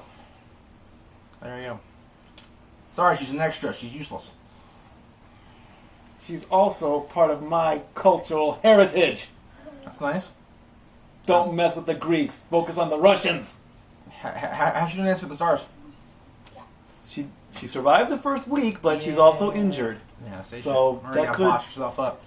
Well, it's dancing and wrestling. You know, yeah, they both have choreography in there, but yes. you know, it could be in jeopardy. We don't know. There's always a backup plan, from what I've heard on the rumors. I'm gonna let that one cook a little bit. But honestly, I really don't care about this match. I want Beth and Eve to win because honestly, I'm getting to the point where I'm sick of Kelly Kelly. I love Maria Menounos because she's on Extra, because she's on Dancing with the Stars, and because she's Greek. Gotta stick with my culture. But the only reason they'll have Maria and Kelly win is 1, she's injured. 2, she's a celebrity. I don't think they'll bring in a celebrity. That's the best reason to pick her is because a celebrity pick, yeah. Yeah. In fact, even the celebrity factor at WrestleMania is not doing all that hot. No. All right, next up, the 6-on-6 tag team match for the control of both shows. Team Teddy, Santino Marella, R-Truth, Kofi Kingston, Zack Ryder, L.I., The Great Khali, and if you watched Raw this week, Booker T. That's right. With Little Hornswoggle as their mascot, flag bearer, whatever you want to call him this week. Yeah. Against Team Johnny Laurinaitis, David Otunga, Mark Henry, Dolph Ziggler, the all-American Jack Swagger. Yes. It's funny you mentioned Swagger because I remember another great Russian moment in sports history. 1980 Olympics. Ah, the Miracle on Ice. Oh, that's right. The U.S. won that one. We got the gold and beat hockey's ass. And then they proved they can't skate worth a darn. We took the gold medals and brought it home and sent them back to drinking vodka and scones. But not Teddy Grahams. Not Teddy Grahams. All right. And yes, that was my bad attempt at the Russian national anthem. If I've offended the country of Russia, I apologize. I don't. You have no reason to. That's right. I don't. Anyway, Jack Swagger, go ahead. The Miz, and Drew McIntyre, who got a 1-year guaranteed contract, no firing. Way to go, Drew. That must be nice. With Vicky Guerrero as their team escort. Mascot. I don't want to don't use the word mascot for Vicky. Well, team escort's worth it if you think about it. Ooh. Just saying. Yeah. I want this match to be an elimination match, personally. I mean, one fall cannot determine the outcome of Raw and SmackDown. You know, I like Teddy Long. I dislike Johnny Laurinaitis. I don't know if Teddy can run both shows. He's done a great job running SmackDown, storyline-wise, and in real time. And of course the fans just absolutely despise Laurinaitis. They want him gone.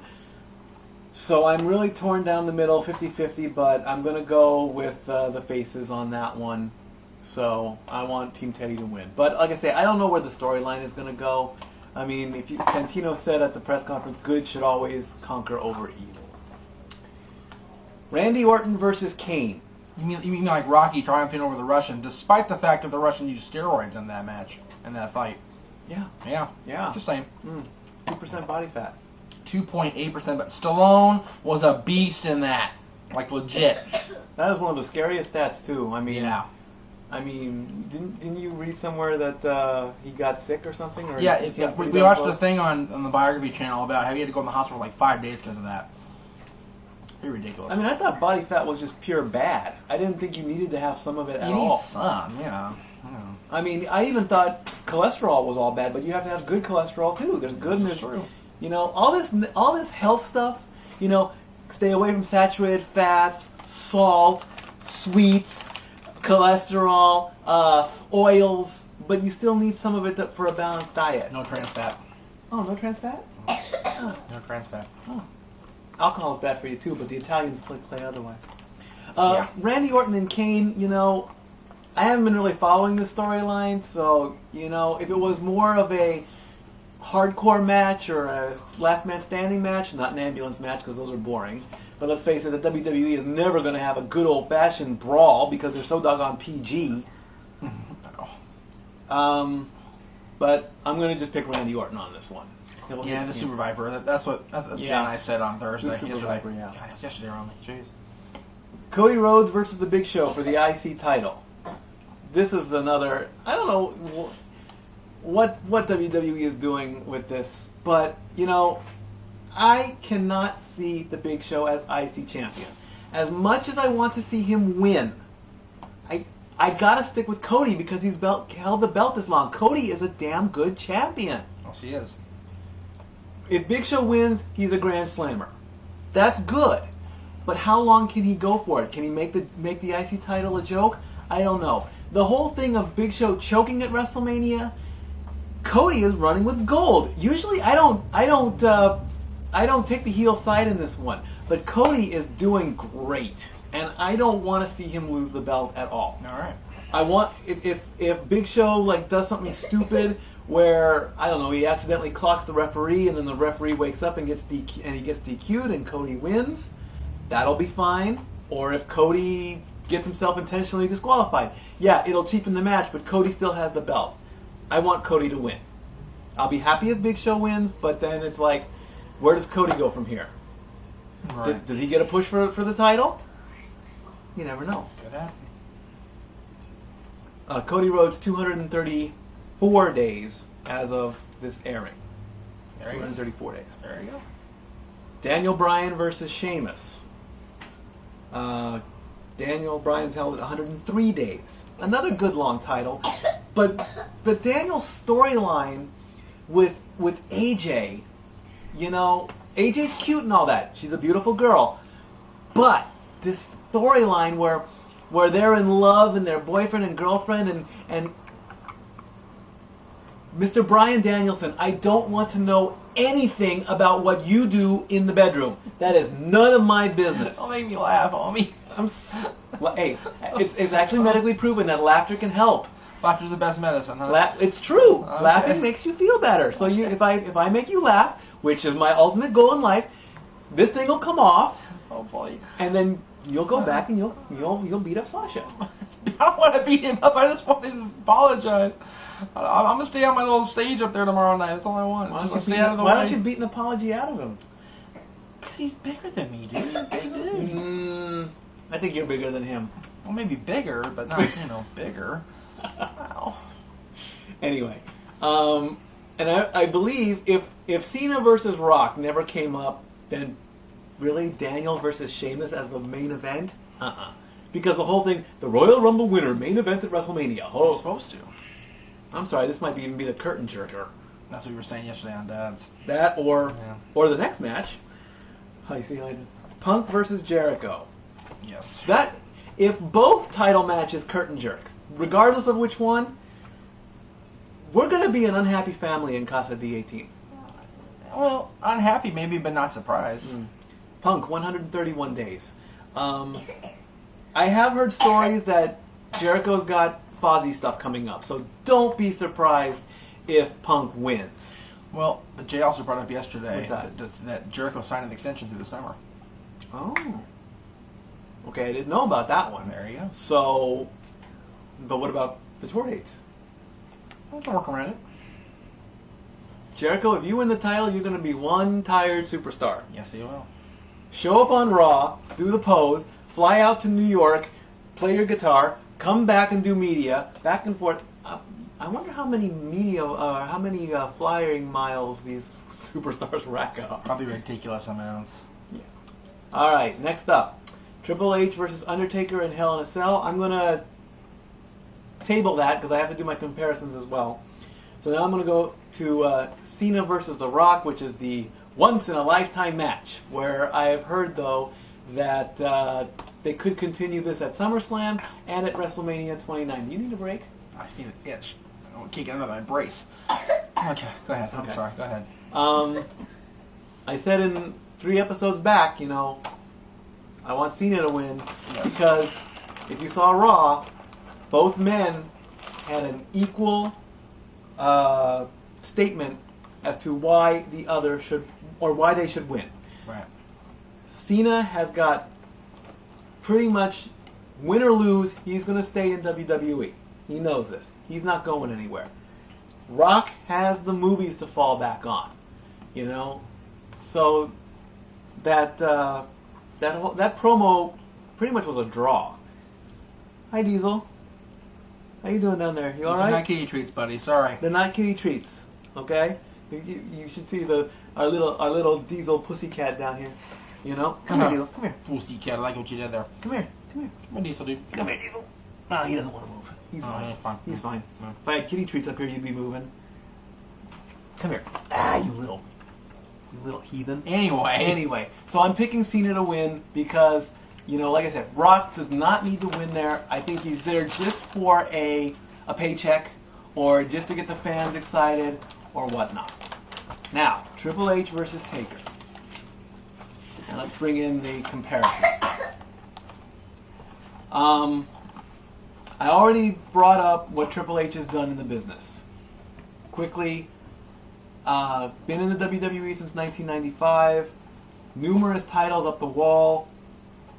Just to retouch, 8 WWE titles, 5 World Heavyweights, 5 ICs, 2 Euros, 2 World Tag Teams, a WWE Tag Team, a King of the Ring, and a Royal Rumble. Taker started his career in 1990. He has been in the WWE for 22 years. So, as far as the career and experience-wise, Taker gets that point. As far as titles, he's only had 4 WWE Championships, 3 World Heavyweight titles, a reign as Hardcore Champion. He's a 6-time Tag Team Champion. He held the WCW belts when WCW came in, and he's won a Royal Rumble. So Trips easily has better titles, even up there. Injury-wise, again, Trips with his quads, his knee, you know, those are severe injuries. Taker has broken his orbital bone twice. I read that twice. One was in the summer of '95, and then he came in last year. It was on SmackDown, I believe. That's right. Ray did it. Ray did it. That's right. And we had the whole storyline about Ray, you know, took out the Undertaker, but was okay, that's right. I forgot about that. See? So, face injuries twice. He tore his... He had a groin injury in September of '99. Which he took time off for. Right. And he was supposed to come back at Rumble 2000, but then he tore his pectoral muscle as well and pushed him back even more. Yeah, because he was lifting weights with Bryan Adams, and he went to go lift, and it just tore out the bone pretty much. Exactly. Brutal injury. I found that the reason he left Royal Rumble '94 like he did was a back injury. Mm-hmm. Can't confirm that it had surgery or not, but that's why he left. He did. He took time off to rest. Right. And then in 2009 he had hip surgery. Right. So those injuries alone gives Triple H that's a clear one. I mean, you break your orbital bone twice, you hurt your back, you got a groin injury, you got that's the hip, everything. Yeah, he's a mess. Of course, we talk about WrestleMania. WrestleMania is that's a no-brainer. A no-brainer there. Yeah. Yeah. I mean, 19-0 against 7-7-1. You can question the matches. I mean, Superfly had to start it off. Jake was an okay match. Giant Gonzalez was a joke. King Kong Bundy was a joke. Diesel was a good match. Sid was a good match for the title. Kane at 14 was a good match. Bossman was a joke at 15. Triple H and Flair 17 and 18, good matches. The handicap match, what the heck were you thinking? Kane again at 20, good match. Orton at 21, I was there, good match. 22, the casket match. Horrid. Horrid? Horrid. Okay. Batista, yeah, let's not go there with him. Okay. That, for what it was a great match. I mean, that should have been the main event. Undertaker won the Royal Rumble that year. It should have been the main event.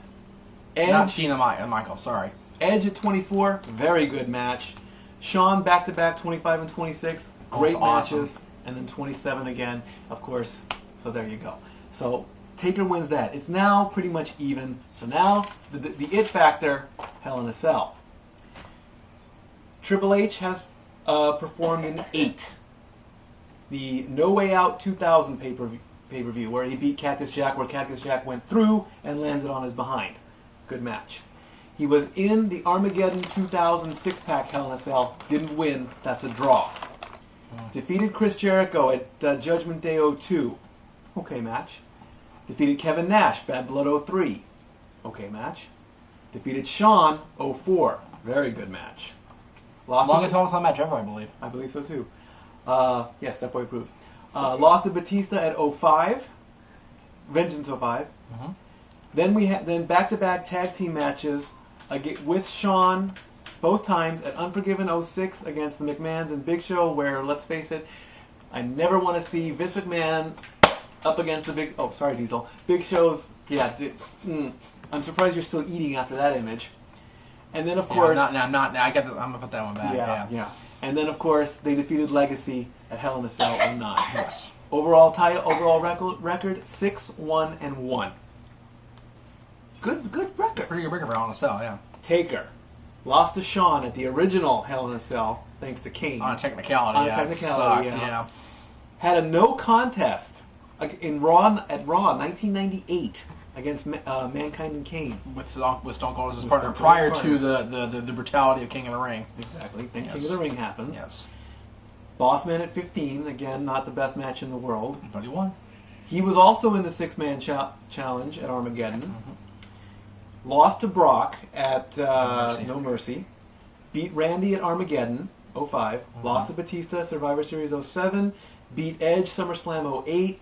Beat Punk at Hell in a Cell 09. And lost to Kane last year at the Hell in a Cell pay-per-view 10. 5. 10 out of 11. 10, I'm sorry. Yeah. Correct. 5, 4, and 2. So Trips has a better record. Trips has the better record. Taker has more experience. Right. 11 and 8 is 19, like they said. Yep. And the only reason I'm saying you can't mess with the streak. I don't think, if the only way Triple H will win is if there's a problem, if there's a botch. It's like if Shawn, goes to count to 3 and Taker doesn't kick out. Sorry, I didn't mean to get your foot down there.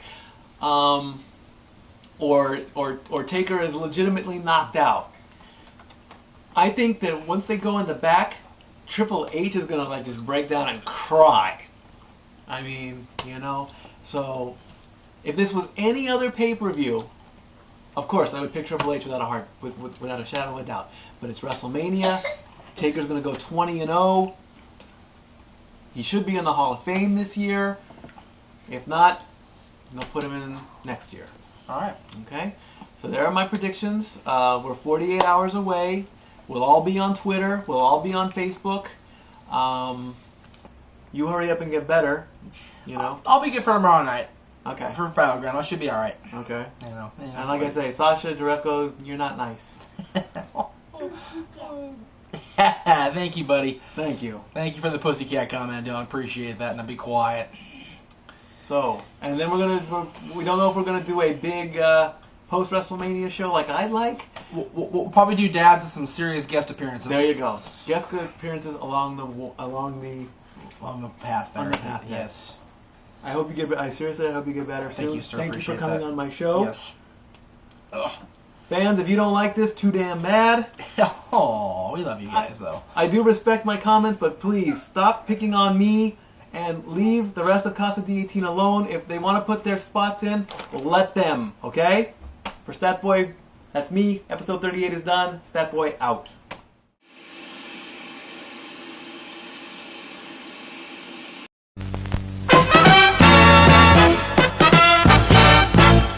And now, preview time. So let's take a look at what's coming your way.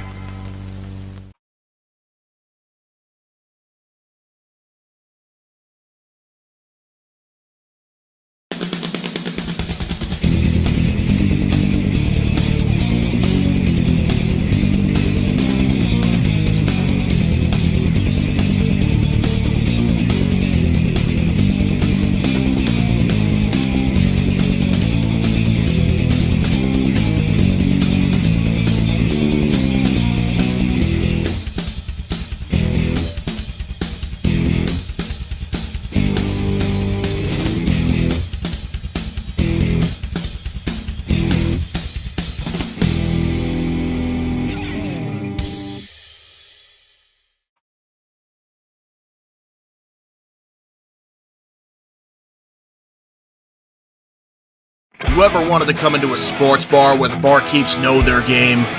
Well, the Jeff Meacham Network, Multiverse Media has got a production just for you. Sit down and relax as the Stat Boy and his partner break down the statistics in all things sports. Whether it's football, basketball, motorsports, baseball, hockey, soccer,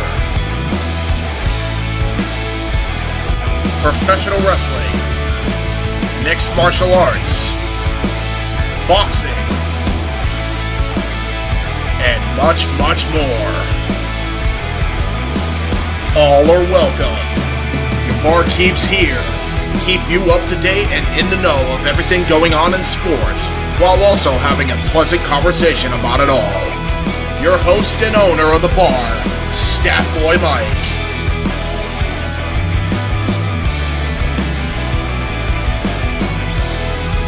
His partner in crime, Dory Lou. And a host of other guests coming in.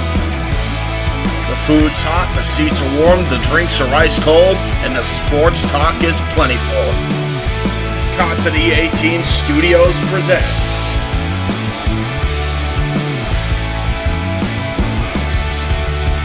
Stat Boy Sports Bar. Take a bar stool and enjoy the show.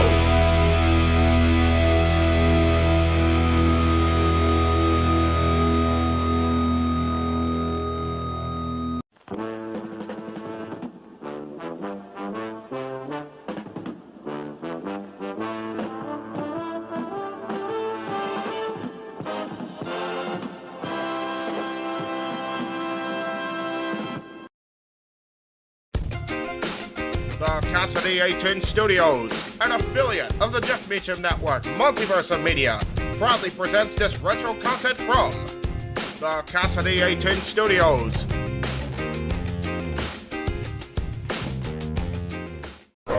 This is James Morgan, NWA and Mach 1 Wrestling Superstar. This is Chris Masters, the Masterpiece. This is Downtown Bruno. This is Eric Watts from WWE Tough Enough. Mikey Nova. Hey, what's up? This your boy, Sean Black. This is Jess Bella from Santino Brothers. Gorgeous Joey Chaos. Yo, monkeys, it's me, DDP, Diamond Dallas Page, and you are watching Dads on Wrestling. The Dads on Wrestling. Dads on Wrestling. Dads on Wrestling. On YouTube. Week on YouTube. On YouTube. On YouTube. On YouTube. Now stay tuned or you will feel the bang!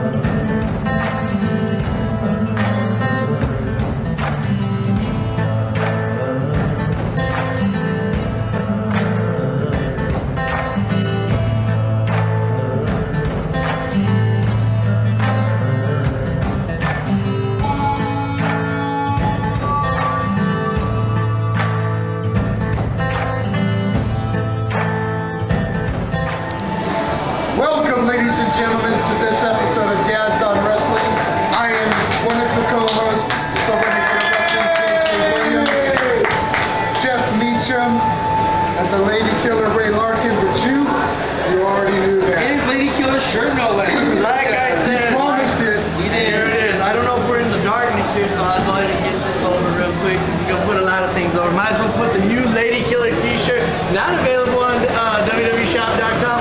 Could be available on dadsonwrestling.com. Who knows? We ever get a .com. Or we ever get a .com. I want to apologize to you guys right now for my voice. I have no voice left after cheering for the CM Punk Cena match, the Kevin Nash / DC also return. The finale of the pay-per-view, which we'll get to in a minute. Let's start with the dark match a lot of people don't know about. Dolph Ziggler versus Alex Riley. I think that was a hell of a solid matchup. What the heck was that? What was that? That was a solid matchup, dude. I wish it had been for the U.S. title, and I wish it had been on the main card. But you know what? All in all, A-Ride proved that he's worthy of hanging with the U.S. champion. He did. Alright, so in my opinion, like you said, it should have been on the pay-per-view. It should have been, if not the curtain jerker, then at least second match. Yes, this was worth pay-per-view time, and the fact that we were getting our seats jerked around, and Jay and I missed most of that match. You know what? Instead of CeeLo's shitty-ass performance, it should have been Thank you. Yes. although the Divas dancing wasn't too bad, except the fact it was wrong Divas dancing. That was the only thing they had to do with these problems. Exactly. Curtain jerker, the official curtain jerker, Team Babyface, Rey Mysterio, Kofi Kingston, and John Morrison versus R-Truth, The Miz, and the Raw Money in the Bank holder, Alberto Del Rio. Are you sure Racing was Team Babyface? I know, right? And Miz got some serious pops. The only guy that got legit moves was R-Truth. Seriously. I wanted R-Truth's team to win. I gotta say this, I love Ron. I dislike R-Truth. This is my thing, is that Alberto Del Rio won the Royal Rumble. Yes. He curtain jerked WrestleMania and he curtain jerked SummerSlam. Bullshit. It's okay, Alberto Del Rio. We know. I know. We know. It's all in the bottom. It's about to explode right now. Everybody cover your faces, especially you women. What it was to me was a basic Raw or SmackDown match, or a Super Show match. That's all it felt like to me. Let's go on to the next one. Mark Henry over Sheamus via count out. What the hell happened? I missed that match on a food run. What happened? And I was asleep. What happened? Basically, if I remember the finish correctly, Mark Henry bulldozed Sheamus through one of the ringside barricades, and Sheamus was able to get back into the ring by the commentary. I'm glad you watched it, because this review show would have been it would have been a complete fail. Being a Mark Henry match, it was actually a pretty sick contest between the two of those guys. All right, well, there you Sheamus carried Mark Henry to probably one of his best matches in his career. All right. So what happened next? The bullshit match of the night. Kelly with Eve Torres defeating Beth Phoenix with Natalia. Now again, Renegade, I was in the restroom for this one. You're gonna have to tell me how this one turned out. I actually stuck around. Kelly retained. Oh my god! A clean finish. I totally played that.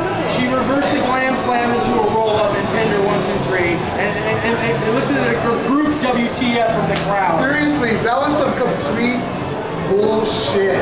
Yes. WTF-OMG, like for real. What the fuck? Anyway. Beth didn't look too bad in that little outfit.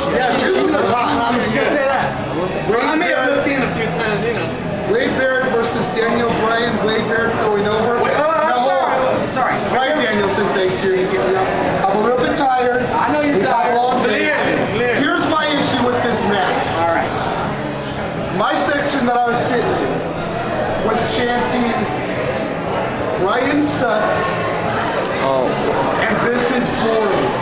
And I looked at every single one of those motherfuckers and I said, must be Cena fans. Oh yeah. Must be Cena fans. To be booing a technical god. You know what? Like Bryan Danielson and calling that match boring. I'll tell you what, guys. You know I love you guys so much. I talked to Bryan Danielson. Don't fuck his slave name. Fuck his slave name. Fuck Bryan Danielson. Bryan Danielson. I told him how much he means to you too. He knows. I told him about this. Okay, he knows. And you know what? I said thank you guys.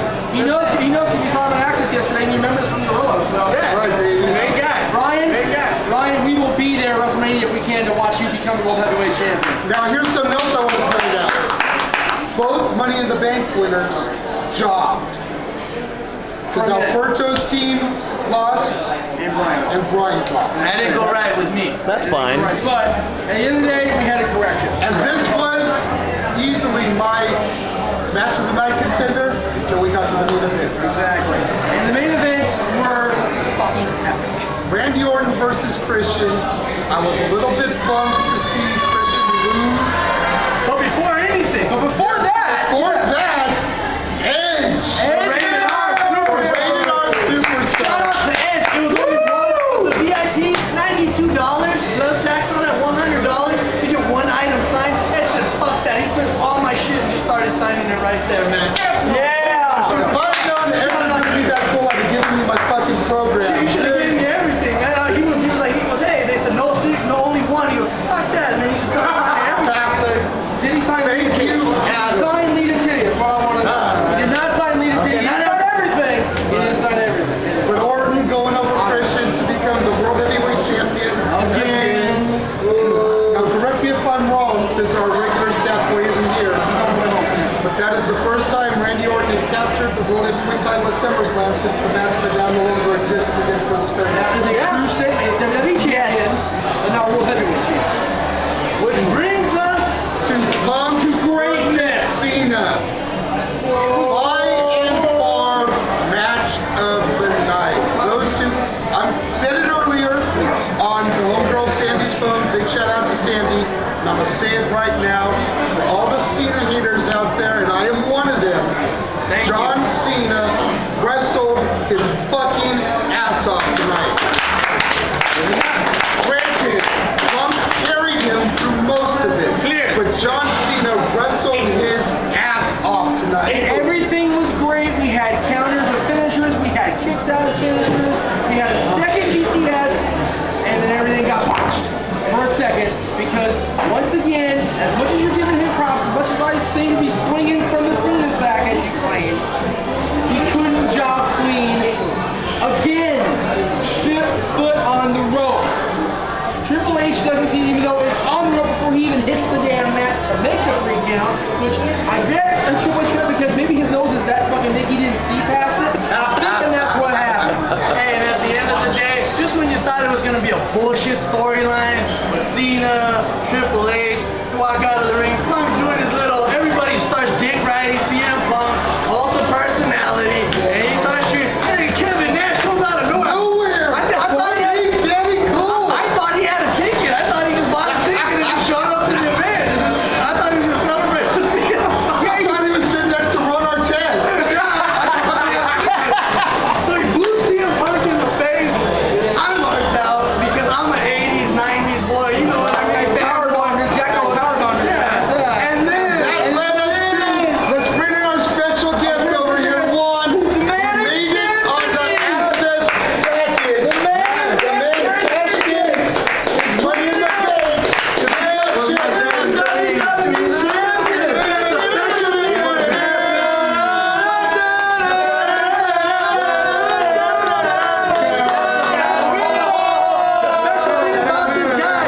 when they ran the SummerSlam Access promo, he was on it. They cut right to a scene of this guy doing his Alberto Del Rio impersonation, which is so awesome, dude.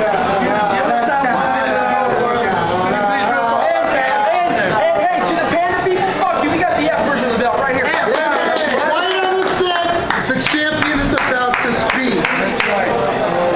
Speak, bro. Speak on, champ. My name is Alberto Del Rio. But of course, you already know that. All right. And like I told you last night at SummerSlam Access, I said I was going to teach a lesson to whoever won tonight's match. Either that perro mugroso John Cena or that naco puliento CM Punk. And yes, it was CM Punk's destiny to get beat by me. Just like the Green Bay Packers beat the Chicago Bears. And that was a lesson of destiny. But of course, you already know that.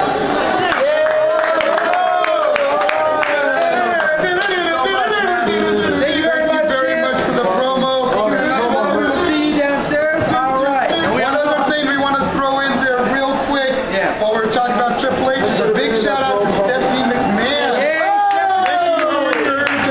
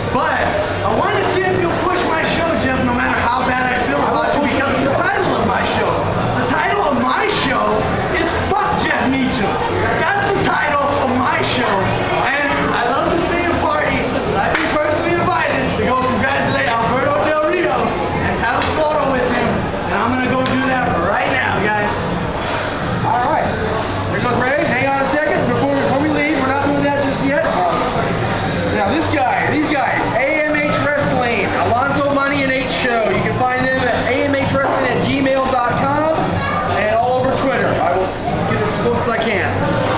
Are we good in the shot there, cameraman? Alright, we'll work on that. Anyway, AMH Wrestling, and now, the big reveal that I want to reveal besides the Jeff Meacham show, apparently. It's going to be interesting. Yeah, that'll be an interesting show. It is a topic. Okay. You guys have all voted, all 100 and something of you that went on that poll, and we thank you for logging on Facebook and Twitter and everything and polling. The winner is After the Bell will premiere not tomorrow because we're doing Stat Boy show tomorrow, I guess. Well, no, this show will probably go up because of how late we're getting over the party. This is true. So at some point this week, you will see the first episode of After the Bell. I'll probably talk about Raw and SmackDown, if anything, because it would be a Sunday review, but you know what? It's already Sunday and Monday, bitches. So now the show will be similar to his old show. Yes. So make sure you start submitting him questions. Mailbag, baby, please. To his Facebook profile. Post them on the first episode of his show that'll be going up. Post questions up. He will get back to your mailbag. It just won't be the first episode because y'all haven't sent him anything yet. That's right. Now, let me say for the record before we move on to our next part of our show, anybody named Bruce fucking rocks. Because we got this guy Bruce Edwards over here, the godfather of my niece Natalie. This guy fucking rocks.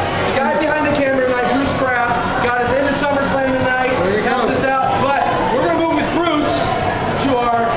Y'all think I was bullshitting about this party I was gonna have at Hooters? We're in the middle of downtown Los Angeles, and we're going downstairs to Hooters. Now let me forewarn you guys, it's gonna get a little shaky with the camera work. It's gonna get a little loud. The picture will probably get a little dark here and there. But that's just the price you gotta pay when you're hosting a party at Hooters. So let's move it on downstairs, folks. Let's do this. Alright. Thank you for the fucking surprise and support. Awesome to see you. Alright, head on downstairs. Alright, let's do this. I'm gonna give myself a big old intro as only I can, because that's how I roll. Who's here to party with Jeff Meacham, huh?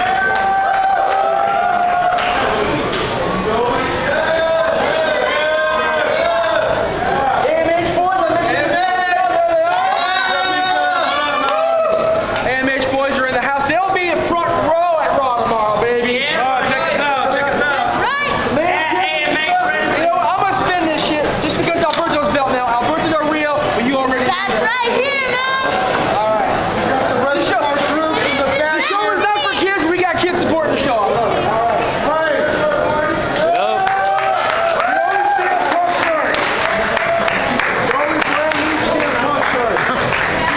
For this special two-part episode of Dad's on Wrestling, you already heard the Lady Killer, you heard Jeff Meacham, I'm the Renegade of Wrestling, and we will see you next week.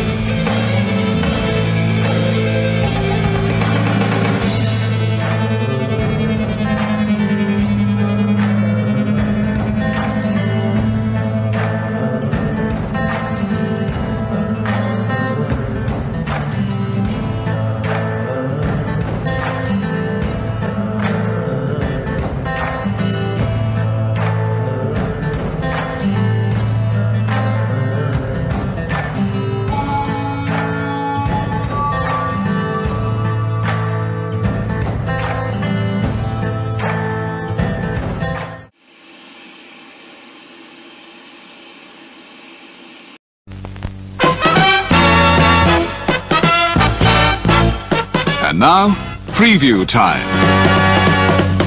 So let's take a look at what's coming your way.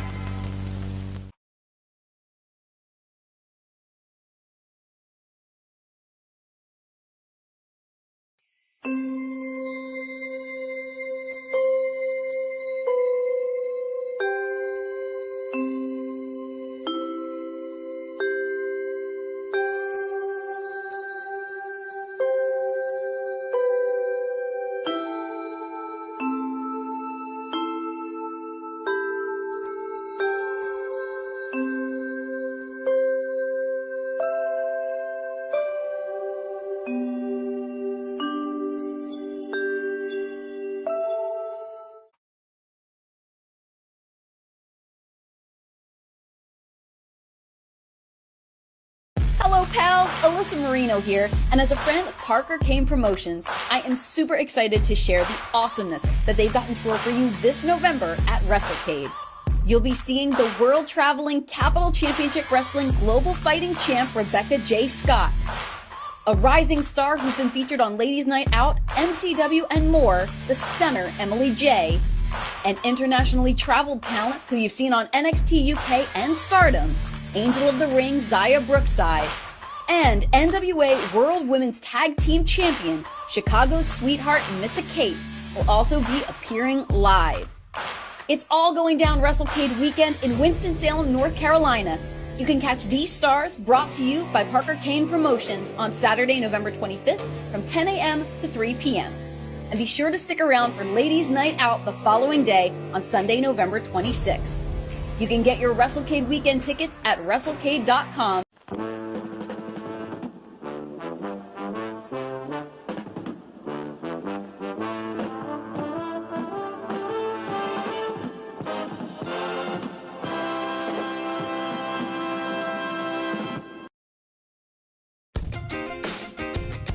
The Casa D18 Studios, an affiliate of the Jeff Meacham Network, Multiverse of Media, proudly presents this retro content from NoDQ.com.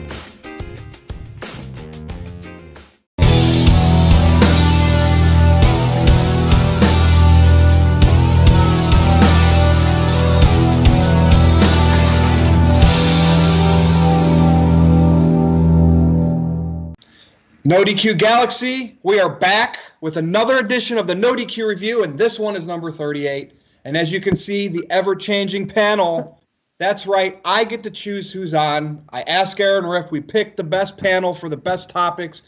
TJS is here, Caitlin is making her debut, and of course, there's Aaron Riff wearing the Virtues Rage shirt. What's up, everyone? Ladies first, Caitlin. Hello. A little nervous, but... Yeah, but these topics are hot takes. So I think the NoDQ Galaxy is going to enjoy our opinions because I believe they will definitely vary. So good having you on. And just stay tuned. We'll be back to you. TJS? Yeah, it's don't worry, Caitlin. Don't be nervous. This is gonna be like licking butter from a butter knife. It's really easy. It doesn't hurt too much. What an analogy. Yeah, it's real fun. We have a lot of fun. We've got a bunch of topics today. And, it goes good. Aaron, what's up, man? I'm doing great, and just like licking peanut butter from a peanut butter bowl, you just can't stop once you get started. So I'm stoked for this. Let's go ahead and get started, Virtue. Eeny, meeny, miny, mo. Let's talk about...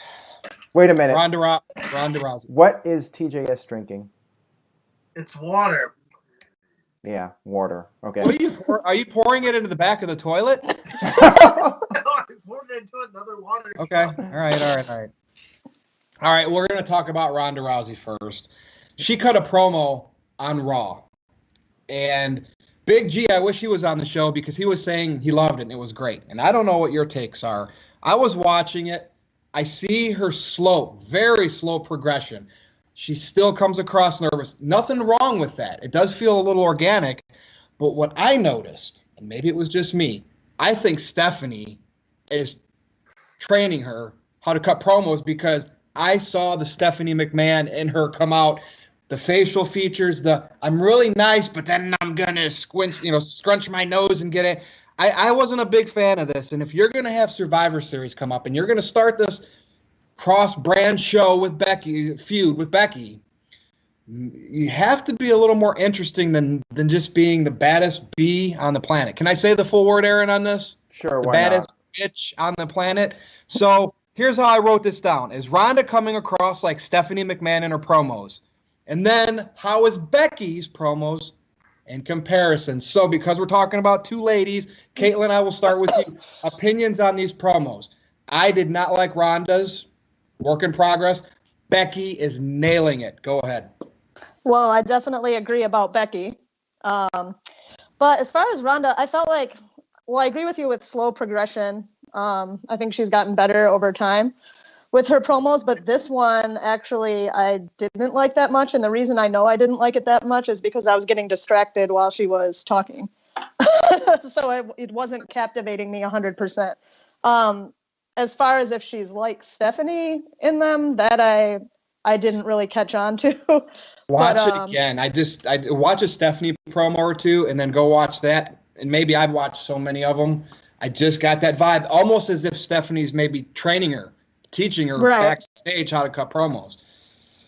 Yeah, I don't know about that, but I definitely think Becky is way better, and so she's like slaughtering her. But yeah, I agree. The thing I like about Becky's promos is they feel organic. She does pander to the crowd a little bit.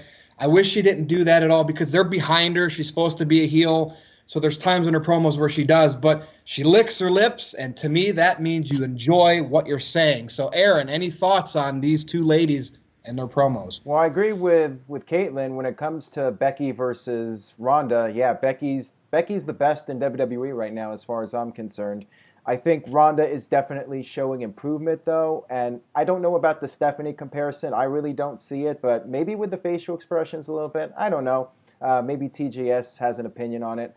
I think Ronda is getting better, and she's probably getting feedback from a lot of people, not just Stephanie. I could see Triple H giving her some pointers. I could see maybe Road Dogg giving her some pointers, and various people. Vince, I'm sure. Vince is definitely influencing her. I think there's going to be a lot of different people that are helping her out and just coaching her with the promos. She hasn't been in WWE that long. She is getting better, and I do see the improvement for sure. TJS, anything you wanted to add to it? Well, just guys, think about when Ronda first came on the scene last year at Royal Rumble, and she came out, looked nervous as hell, and just did the awkward finger points. Right. I think she's come a very long way.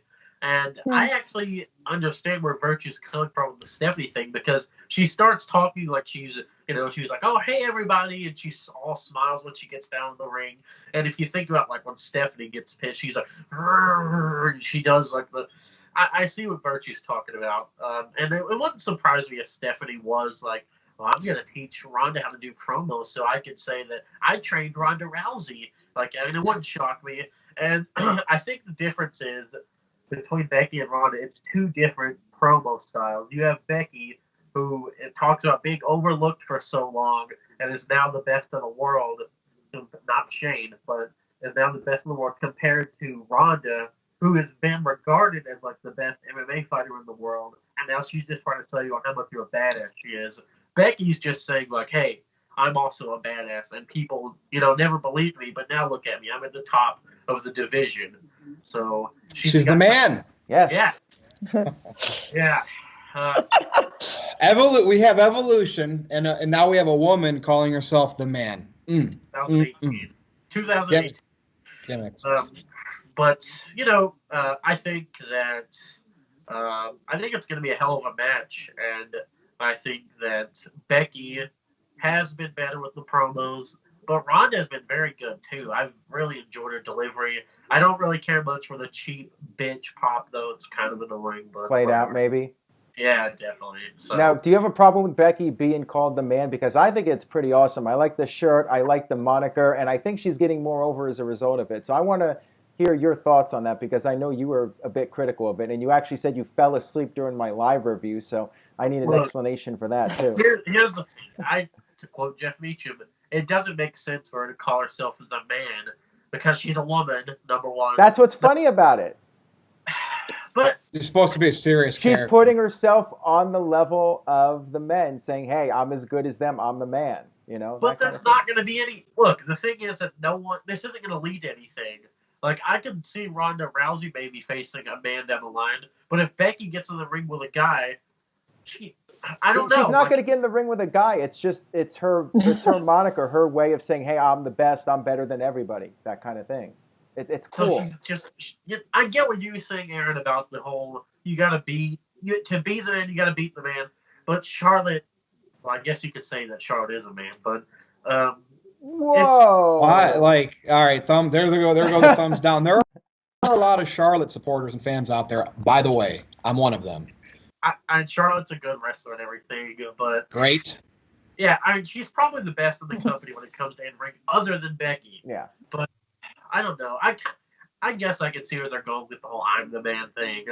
I really love the spot where she tore off the Ronda shirt to reveal the "I'm the man" shirt. I thought that was awesome. I think Becky's doing a hell of a job, and honestly, I might be looking forward to this match the most out of any for Survivor Series. Me too. I'm really stoked for it, and I think in 2 months, TJS is going to be wearing an "I'm the Man" shirt, Becky Lynch branded T-shirt. Caitlin, what's your thoughts on "I'm the Man" from a female's perspective? Would you go out there and do that? We know you like the Bellas. Right. I wouldn't hear them say that. Nope. I don't really like it, but I'm not mad at it either. But I don't think it's that cool, I guess. Aww. Would be my response. But yeah, it's not like offending me or I'm like all upset that we just had the women's revolution and now, you're comparing it that way. But okay, I'm not mad at it. People were pissed when there was Santina Morella at WrestleMania 25. Well, that you should be pissed about. I'm just saying, Caitlin, I'm glad that you don't enjoy the whole "I'm the man" character because I don't know. It's obvious that Becky's not an actual man, but it's It's a phrase to get over with the marks. So from that perspective, well done, Becky. Well done, whoever came up with it. So let's move on. We're still going to kind of talk about Ronda a little bit, but we're going to talk about Brock Lesnar. So Brock Lesnar, as I pause and soak this in, he's the current reigning and defending Universal Champion again. Ronda is the Raw Women's Champion. These two athletes, and I'm saying athletes, former UFC champions. Now they're the front of Vince McMahon's company, the WWE. Are they best for business? So, Aaron, you're smiling. Yeah. Go ahead. Well, I'm always smiling. Are they best for business, at least right now? Brock, no. Ronda, yes. And I'll explain why. I'm tired of Brock. Brock Lesnar, he was a big deal in the UFC, no doubt about it. And he still does the fights. He still has that crossover appeal. However, as an act, he has gone beyond stale, the whole part-time thing. And we can argue about the whole part-time situation too. But I think in Brock's case, it's just boring. Him coming in, being the Universal Champion, and then disappearing. With Ronda, however, I feel like Ronda is actually showing up. She's doing her thing, and she's actually making a difference in perhaps bringing in new viewers to WWE, especially the female audience, and bringing more of them into WWE. Caitlin, anything you would like to add to that? Any thoughts on that?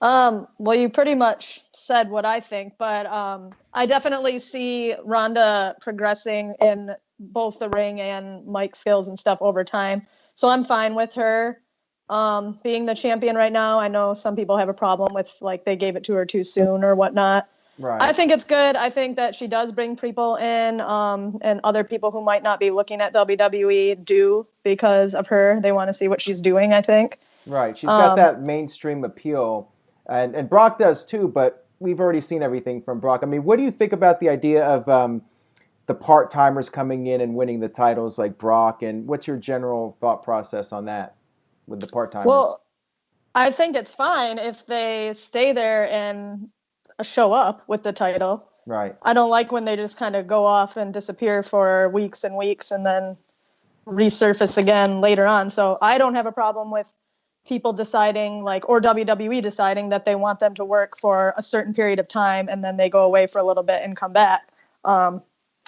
So I have no issue there, but him specifically, I'm also tired of him, and he just goes away with the title. So I don't think that's best for business either. All right, TJS, before I pass it to you, so let's break this down, all right, DX style. Raw, the A Show, Vince McMahon's baby. The two champions are Brock Lesnar, even though he's hardly on there, and Ronda Rousey, mainstream stars. You can say Brock's boring and irrelevant, doesn't matter. He's a former champion of Real Fighting League. SmackDown, the B Show. A lot of people like it better, but it's still the B Show. We'll see what happens when it goes to Fox. Who are the champions? Becky Lynch, AJ Styles. The internet-type fans love these people. You see what WWE thinks. The main eventers are on Raw with those titles, mainstream athletes. The wrestlers, great wrestlers, are the champions on SmackDown, the wrestling show. TJS, did you ever think of this? You don't like Brock, as it seems like everyone's bored with him, doesn't like him part-time. should that not make you want the person to beat him, whoever it's going to be, Braun, Seth, even more? You're going to want them to beat them even more, him even more. Before TJS gets to his point, the problem is that we're seeing the same story repeated over and over again, and it's just redundant and boring now. Because they haven't put anybody over yet. They have not used Brock as the bargaining chip. And they're never going to. I really don't think they are. With Roman Reigns. They drew it up because you watch wrestling every week, and it's a soap opera with a bunch of soap opera writers, and everybody knows soap operas went from 12 on major networks to 4, canceled, the writers are stale. Vince McMahon has a lot of them working for him. Right. What they need to do with Brock, in my opinion now, is use him being the Universal Champion. Hate it. No, not this boring, repetitive stuff again. And finally, get somebody super mega over. Yeah. I'm talking Daniel Bryan, WrestleMania 30. I'm talking CM Punk.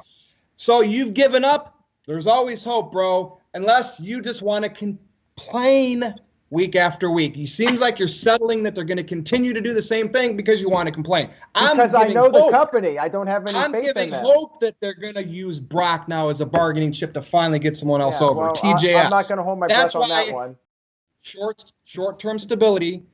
When Crown Jewel, the controversy around Crown Jewel happened, right, going over to Saudi Arabia, Roman got sick.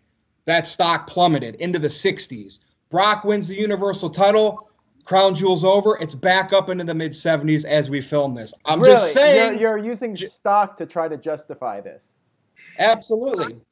All right. Absolutely. Well, Vince McMahon's a billionaire, bro, Aaron. You're not. I'm not. None of us are. Go ahead, TJS. I'm wealthy enough.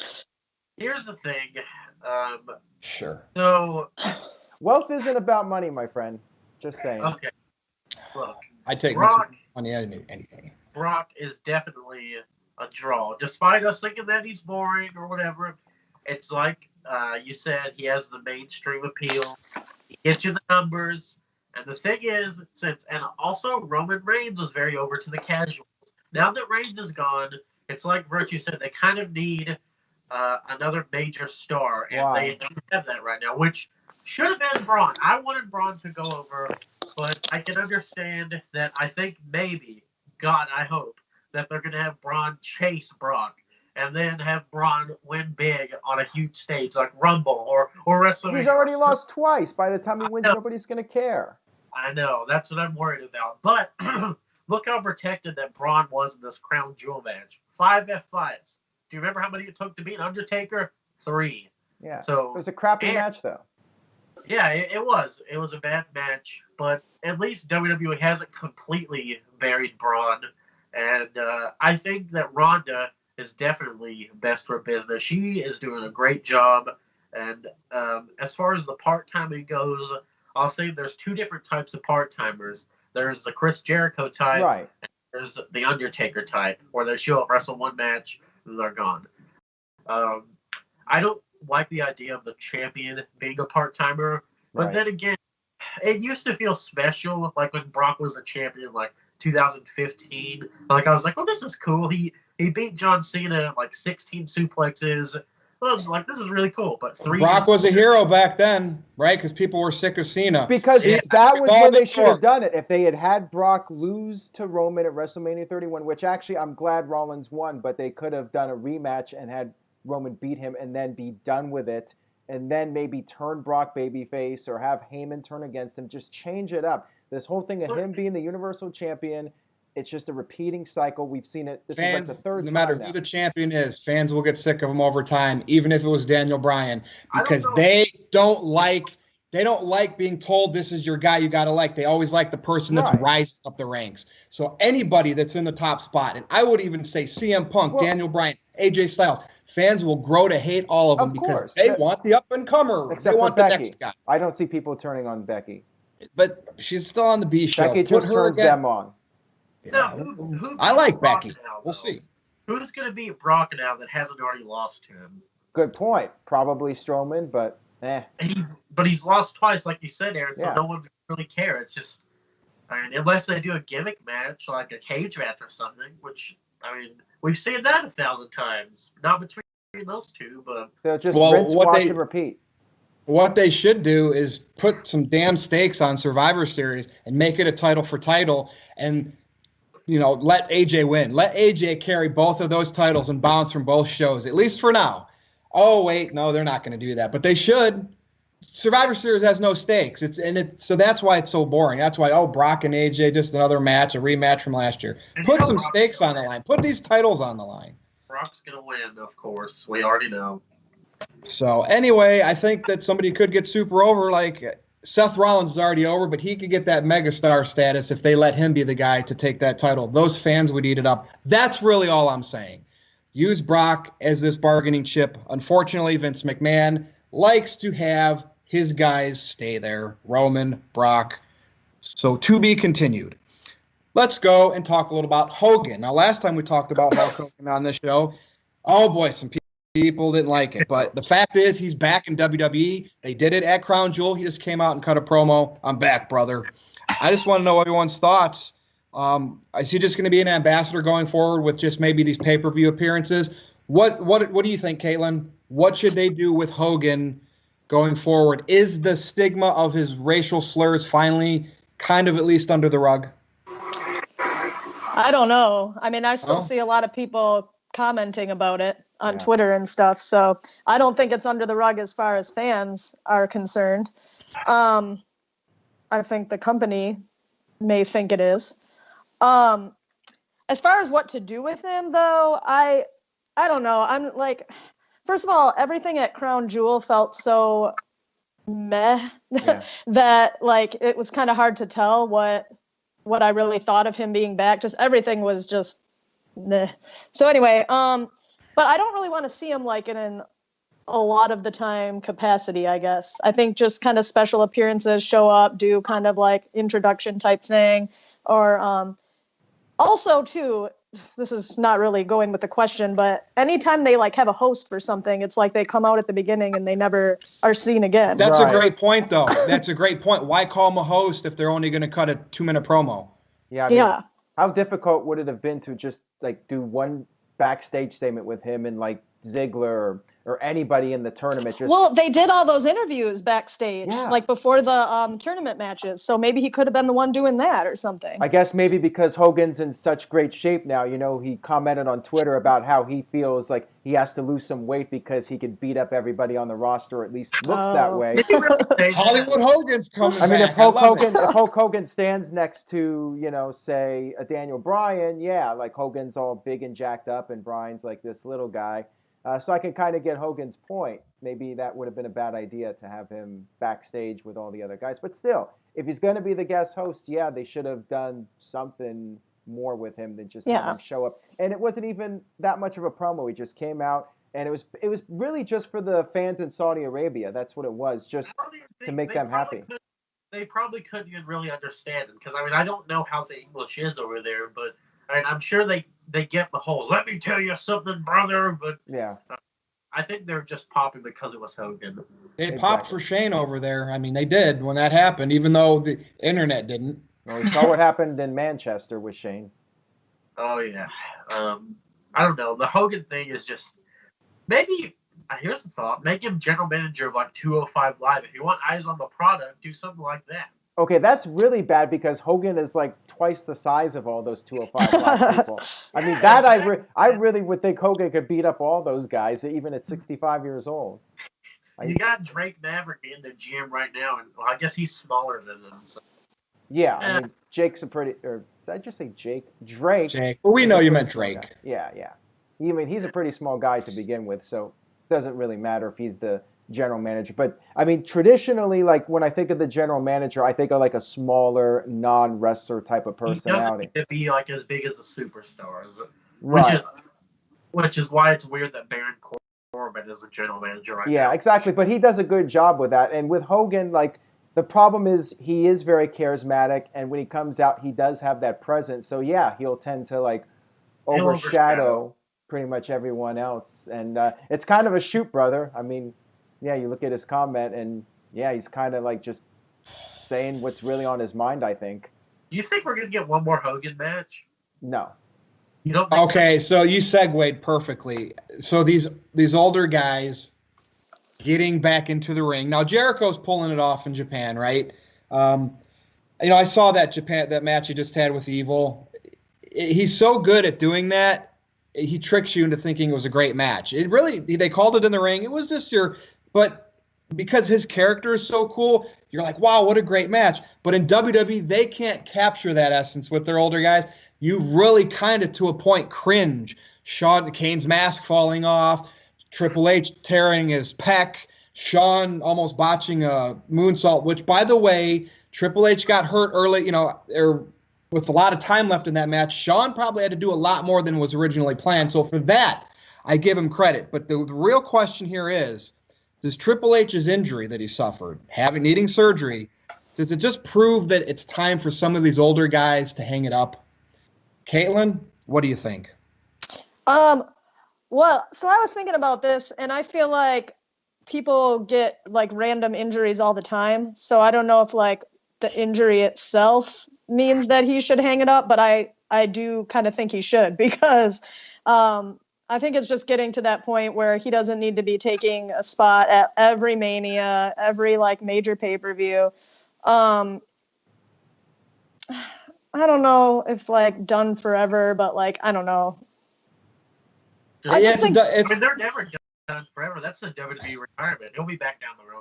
Well, that's true. Well, you know what it is. He always did that spot where he gets thrown into the corner and then he flips out over. that's Flair where he got used to do hurt. that. Shawn used to go over the whole post and everything. But it's like they have to do their old repertoire, because that was one of the most agile things Triple H ever did. And it's like they want to hang with the current generation of wrestlers that do stuff like that. Because if they didn't do those, boring. I mean, come on, Aaron, we've chanted it. I mean, look, that injury affected that match where the Irish whip on the out. Did that Irish whip thing into the barricade with Taker and Triple H happen after the supposed injury? Yes. Because maybe that's why.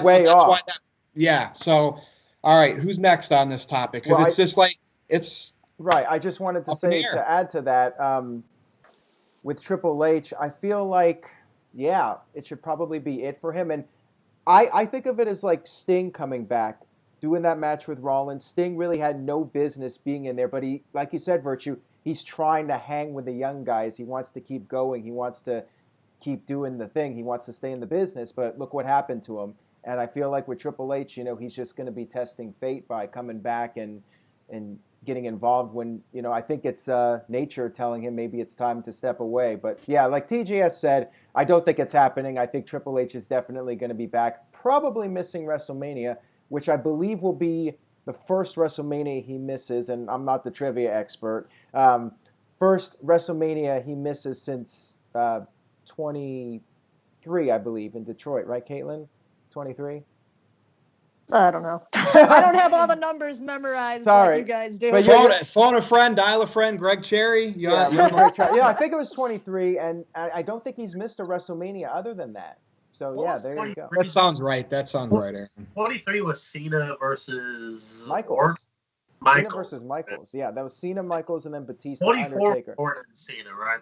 Orton, Cena, and Triple H. He was definitely in that one. Yeah, he missed, because I think the original plan for 23 was it was going to be Triple H in the main event, of course, and like a rematch against John Cena from 22. But 23 was Detroit, wasn't it? Yeah, that's what I was asking Caitlin. Okay, yeah, that's where he drove the Mustang. Or Saginaw, more specifically. Yeah. So I don't know. Triple H is okay. I don't like that you compare Triple H to Sting, because look at Sting and then look at Triple H. Just look at the physique difference, and I think Triple H is, I think he does okay. He's obviously the methodical worker. He's not super fast-paced. Yeah, he's not doing the 850 moon bombs or whatever, but, he does okay. I liked his match with Rollins that he had at WrestleMania. But yeah, I don't see why Triple H just keeps getting tied into the stories, because WWE wants to build new stars. But they had Shane McMahon win the Best in the World tournament. Right. They had these part-timers, these old men, main event crown jewel, and it's just not doing anyone any. Let's not forget, TJS, though. I think Saudi Arabia did request a lot of these older acts. Yeah, like to be Hogan. Honest with you. I'm guessing that's why Hogan was there. I could see it, but WWE needs to do something and build new stars, because Braun. What do you do? Like, why should I care about Braun Strowman right now? He just got his ass beat. You're segueing again. Hey, oh my gosh, how do you know these things? Real quick, maybe it'll be Drew McIntyre. No, we're going back to earlier, but maybe Drew McIntyre will be the guy that finally beats Brock Lesnar because apparently they're really high on the guy. I don't want that guy who played air guitar with Jinder Mahal and Heath Slater. He was a joke. Never happened. I'm tired of it. Braun Strowman. That's what I'm talking about with Brock, dude. People hate the fact that he's the champion, and that's boring to Aaron, but it still comes across as a true heel because you genuinely want to see him lose and go away, and it could get somebody so over. Braun Strowman needs to be the face of the company, period. Well, let's segue and talk about two superstars here that could be up there, but based on the last 3 or 4 months, Braun and Joe, are they buried? So TJS, I'm going to go right back to you and then pass it around. What do you think? The only thing that I can say is that if the next match is Braun versus Brock after Survivor Series, then I think Braun is winning. But if not, then yes, he's done. Because right now they have him chasing Baron Corbin around. And I like Baron Corbin. He gets the heat. He's very good. But, it's not working. Braun is supposed to be a monster. Flipped an ambulance. Flipped a truck. Flipped a production truck. Threw Roman Reigns down a ramp. Dressed as an elf. Teamed with Nicholas at WrestleMania. Keep going. Not his fault, though. That's just bad creative. Fair enough. But, you're right. Brock has never done anything silly like that, except for that high-pitched scream that he tried. But Brock needs to just... Look, I think if Braun faces Brock again, then he's going to win, because I don't see Strowman losing 3 times in a row. If they do, then yeah, that's it for him. He'll never be past the mid-card.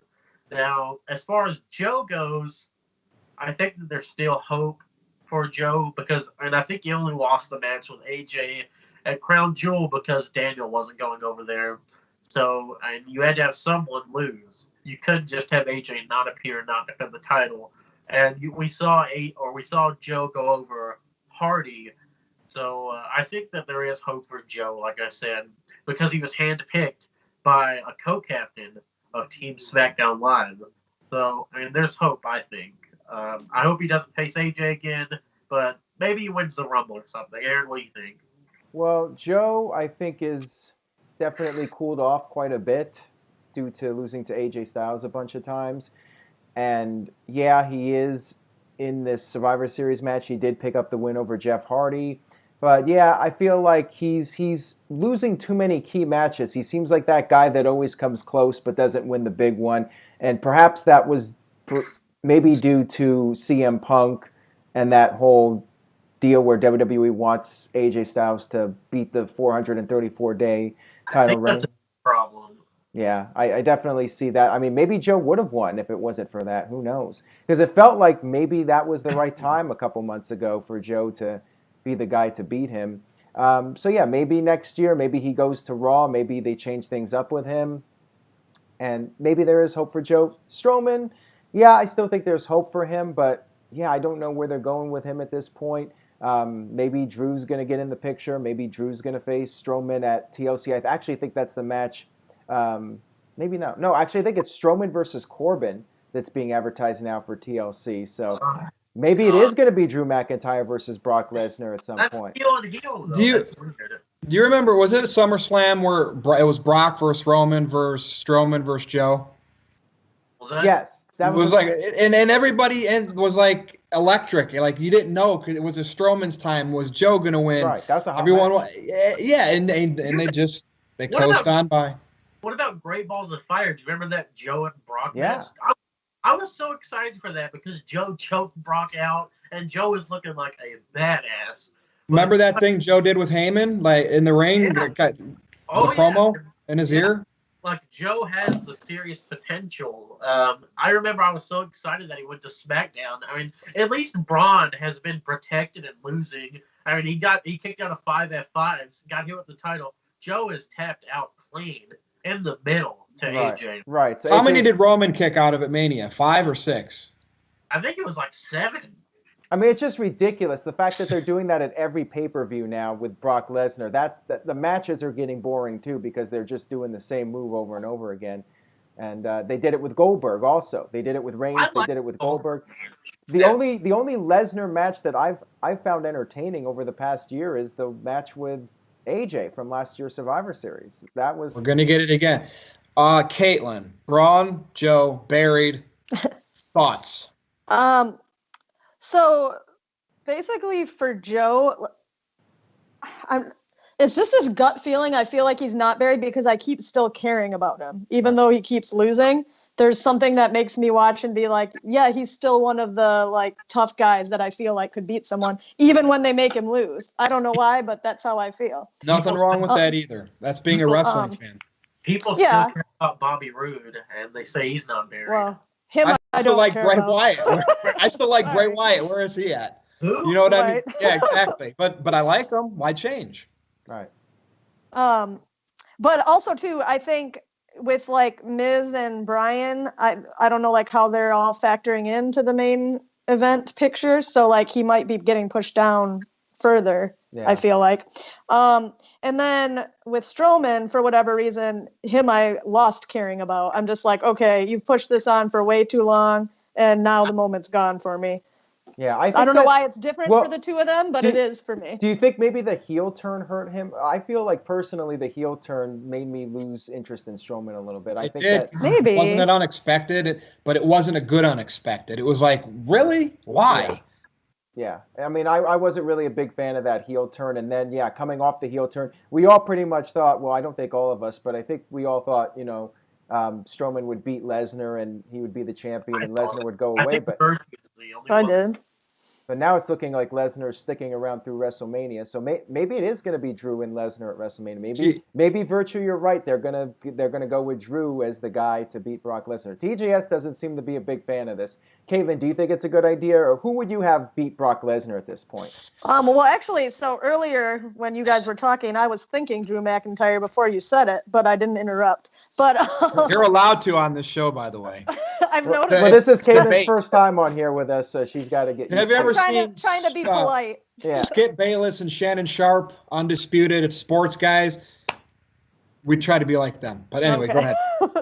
But no, I was saying I agree that he might be a good choice, and I was trying to think who else I can picture like being the person. I mean, somebody said Seth Rollins with Aleister Black. Yeah, what? Got it. I didn't hear you. Aleister Black, what do you think? Oh, Aleister Black. Okay. Yeah, that would be good, but I mean, they would have to kind of like it would take a bit. shoot him through. That would be quite the rush. But hey, I mean, we haven't really brought up NXT guys as possibilities. I mean, Yeah, Virtue, that's maybe true. you're right. Maybe they could salvage Velveteen Dream. That would be awesome. I would Do you love to see remember that. how just when Punk got that big push because of the pipe bomb, when Daniel Bryan won WrestleMania 30, do you just remember feeling it? The Daniel Bryan thing started when he turned on Bray. Remember that Raw where he was in the cage and the place was just erupting and yes, yes, yes? Yeah. That feeling, the chills, the goosebumps, they're gone. I want them back. Rock can be that bargaining chip, but I agree with that. I don't know. Do they see it that way though? Probably not. I don't know. They're building Drew as like a killer. You saw what he did to Angle. Yeah. Jesus. So, I mean, even Brock, Braun was a monster, but not like, Braun wasn't built as like crazy like that. Drew was being like crazy killer. You know what reminds me of that segment? The time that Brock Lesnar beat the crap out of Hogan on SmackDown and literally took Hogan's blood and wiped it on his chest. That is like almost like the same exact angle, so no pun intended there. So maybe that means we're going to see Drew McIntyre become the new Brock Lesnar. Maybe just maybe Heyman does the heel turn that I've been wanting to see, and he goes with his new client, Drew McIntyre, and Brock is all by himself again. I would Don't forget what Brock did to Zach Gowen in front of his mother back in the day too. Yeah. Oh man, but it's PG today. Come on, that's why. But I don't know. Maybe they're buried, maybe they're not. But we'll know probably between now and WrestleMania if Braun and Joe still aren't taken seriously. Granted, when Royal Rumble comes up, everybody's a contender, right? They have to do that. But again, to be continued. We'll bring this topic up again.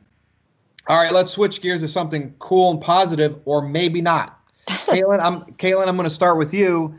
Elias is officially a baby face. Now, his gimmick was he'd come out, he'd get the crowd behind him with strumming the guitar, saying something cool, and then he'd insult them. And the crowd was behind him, even though he was a heel. Well, now he's just cool, and the crowd wants to chant with him, sing with him. Is this good for Elias? I thought he should have maybe been considered to win the Intercontinental Championship against Seth Rollins. Aaron, we were there. Right. Money in the Bank. I thought maybe you could get a good mid-card, upper mid-card guy out of that. Of course, they didn't. He's just been an act. Caitlin, what's your thoughts on Elias, and is this babyface thing going to help him? Well, when you just said something about like he's an act or whatever, I think it's kind of the same when he's heel or babyface. Like he's still just coming out and doing his guitar bit, and the crowd's against him, but he's not really doing a whole lot other than that. So I don't know if it's going to actually help push him out of that or not. What if he started winning he won on Raw? What if that's all they got to do is let him win matches a lot? Would that would probably help? I would think so. So yeah. But I do think that he has like a great look. I say this a lot when I talk about stuff, but I think like he has a good look to be someone who could be Intercontinental champion. So I think that would be a good road to go. So yeah. Yeah, and I think that he rubs certain critics the wrong way because his style in the ring, he wears jeans. Again, he's a gimmick. Is he a wrestler? I've heard other people on other podcasts critique him. But I mean, I like guys like Elias because I want to be sports entertained. Aaron, what's your thoughts on it? First of all, I wanted to say, Caitlin, for a second there, you were having a Jeff Meacham glitch there, which I'm sure he will be marking out for big time. What happened? Like your video was delaying a bit. That's what happens with Jeff a lot when we do these videos. So yeah, you're following the spirit of good old JM Jeff Meacham. I'm sure he will find that very entertaining. But anyways, Elias is great. I think the babyface turn is the right timing. Yeah, Virtue, I agree with you. I think when he was feuding with Seth, that would have been a good time for him to be the IC champion. But now he's kind of been just floundering, and especially with Kevin Owens getting hurt, Elias pretty much got lost in the shuffle. So this babyface turn basically gives him a little bit of a new lease on life. And instead of him being interrupted, it looks like now the gimmick is that he's the one interrupting people. So I like it. I think it's time. The fans have been wanting to cheer for him anyway. So just go with it. TJS, anything you would like to add on that? Well, I thought Elias was only gonna, I now that I think about it, it's very interesting that they did this face turn on the heels of all that heat that he got in Seattle. Like, that's kind of surprising to me that they're like, this guy draws a lot of heat, so let's turn face. But they did that in the past a lot, though. Rock, you know what I mean? Like, it seems like those bursts of big heel heat, they see money and they push them as baby faces. That's the WWE way. Yeah, I think Elias is good, though. And for the people that say he's a bad wrestler or that he's not a wrestler, watch the match at Money in the Bank. I mean, you can say that Seth carried him or whatever, but I think Elias, he has a very nice elbow drop, and he's just very solid. I'd say that he is very, very good on the mic. He controls the crowd well. Excuse me. You okay? Yeah. Okay, just checking.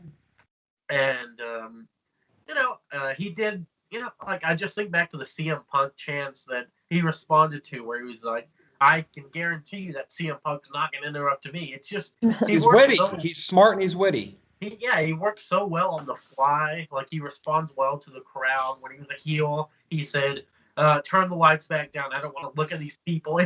He's just solid gold, man. He's great. And I really hope that he goes somewhere with this heel or with this turn. Yeah. I just love it. He's definitely one of the pleasant surprises from NXT because I don't think a lot of people thought he was going to be a big star. They just saw him as the drifter and just this lower card guy, and he came in and just became one of the biggest stars on Raw. So hats off to him. I think that makes it easier sometimes. Aaron, because the expectations aren't there.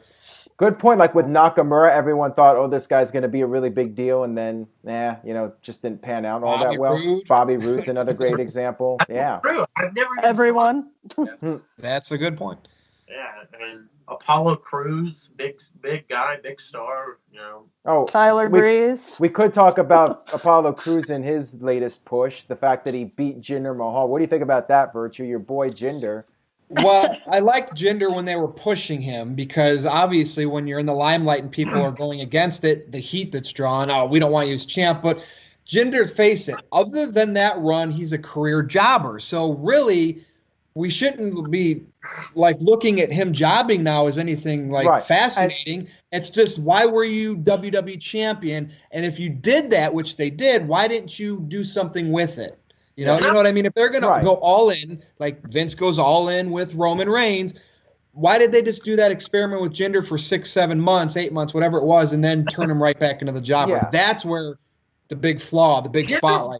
He wasn't even that bad. I mean, I've thought about it, and he really wasn't. I mean, he had a really cool entrance. He was ripped. Like this B-show heel champion. I agree with you. He was a B-show heel champion. This guy looked like a badass. And then you look at like Muhammad Hassan or whatever, who is also the poor heel. It's like, what? Like Jinder looks like he could seriously kick someone's ass. I mean, yeah, maybe. But the difference between Jinder and Drew, as you were mentioning earlier, TJS, is that Drew came back and they were pushing him as a killer right off the bat. With Jinder, they brought him back and he was being booked as enhancement talent for 6 months before they decided one day, let's go ahead and push Jinder all of a sudden. And that's why nobody could really take it seriously, because Jinder had already been brought back and was an enhancement guy for the longest time. If you just tuned in, like you were flipping through the channels and you hadn't seen wrestling before and you saw Jinder in the ring with the title, would you say that guy looked like a champion?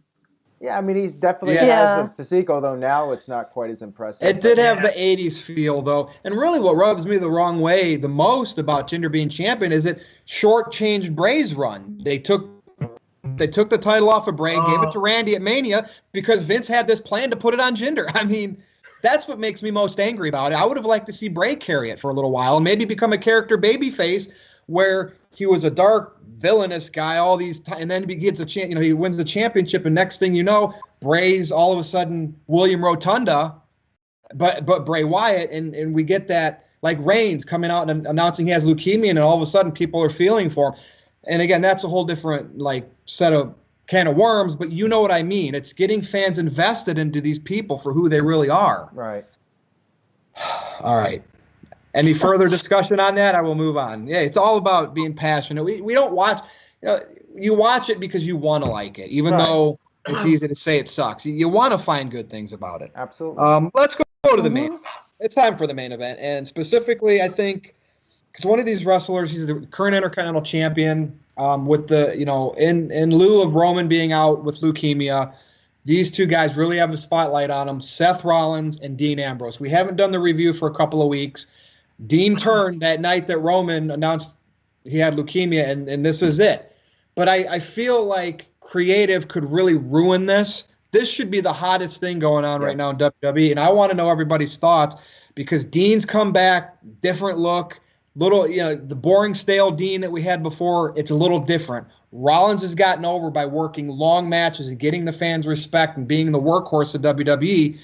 The elements are there. Caitlin, do you like this feud, and should it be the focal point right now of WWE more so than Brock? Well, I do like the feud. Should it be the focal point more than Brock? Anybody. Okay, well, I was going to say, in theory, I guess it shouldn't be bigger than the main title, but I think actually it should be, because it's one of the more interesting things going on. Just something random, though. I got spoiled in the NoDQ chat, because some people are a little bit ahead of when you're streaming the show, and somebody wrote heel turn, and it came up on my phone, and so it came up before it happened, so I didn't get the true moment. Wait, who is at fault? Who did that? I just want to know who's got the heat. I don't remember. Oh, okay. I don't remember. I just remember being so I missed the true emotions with it. But every time they've addressed it so far, I've been intrigued and interested. So I do like it, and I hope that they are able to, whenever the match is going to be. Did they announce when it is, or no? There's not a match Well, announced, actually, right? they've the SAP Center in San Jose announced it for the TLC pay-per-view. Now, of course, card's subject to change, but right. I would guess that's when it's going to be. I don't think they're going to hold off on it until WrestleMania. That seems like an awfully long time to hold on off. Although, here's what I would like to see.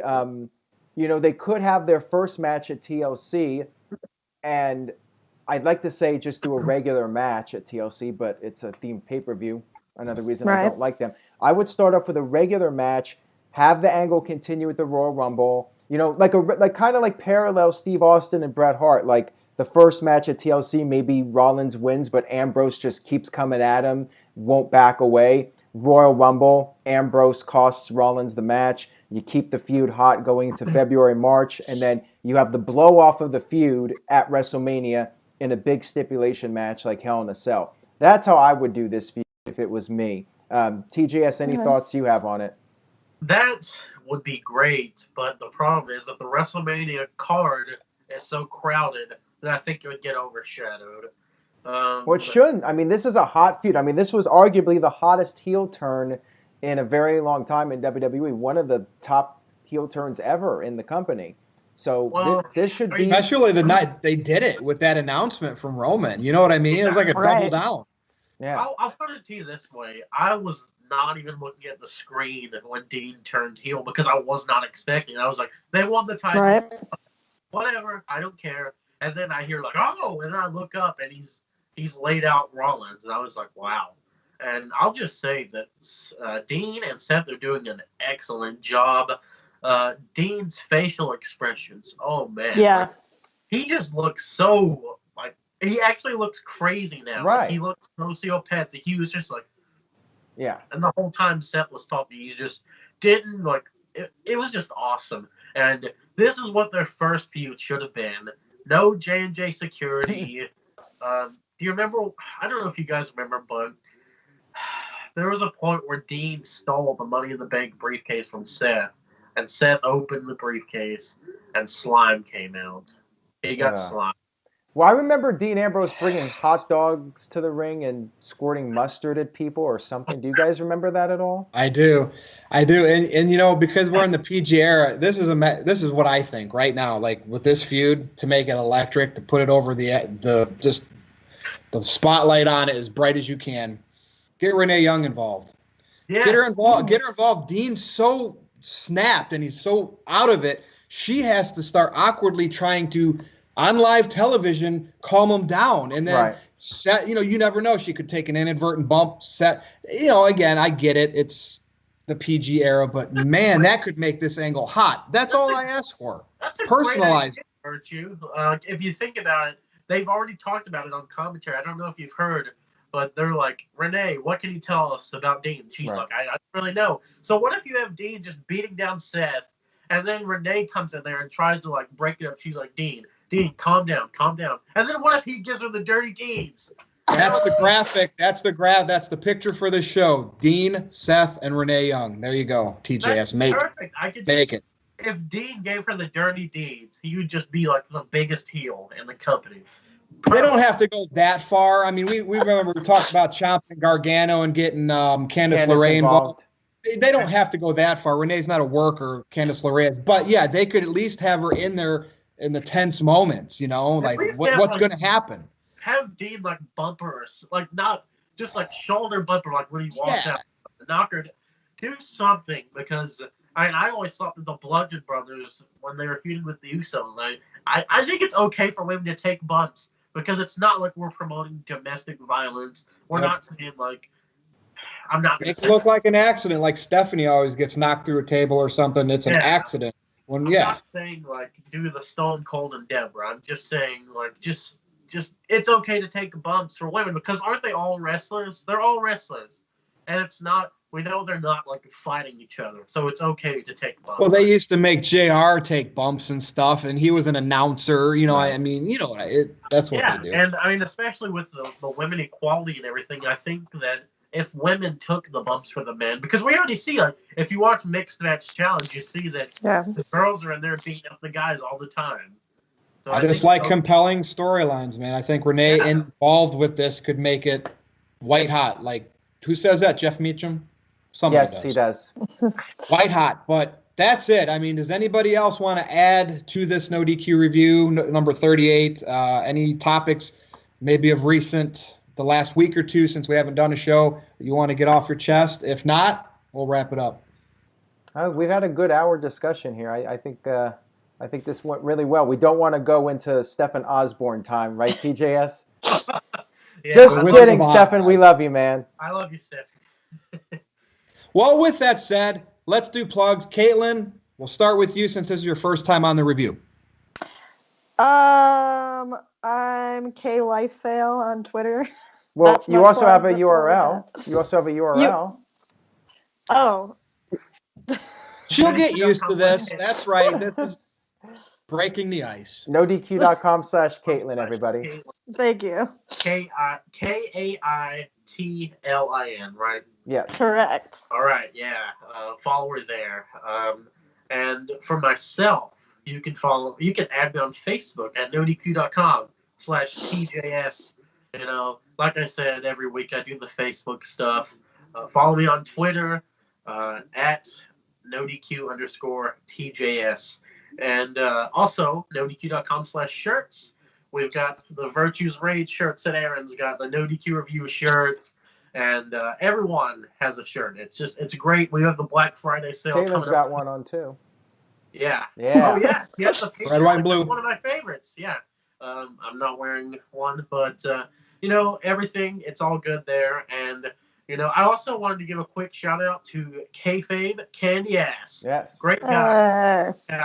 Follow him on Twitter at Planet Kayfabe, and also read his columns and read Virtues Rage too. I don't write. I do videos now. Yeah. Watch the Virtues Rage videos.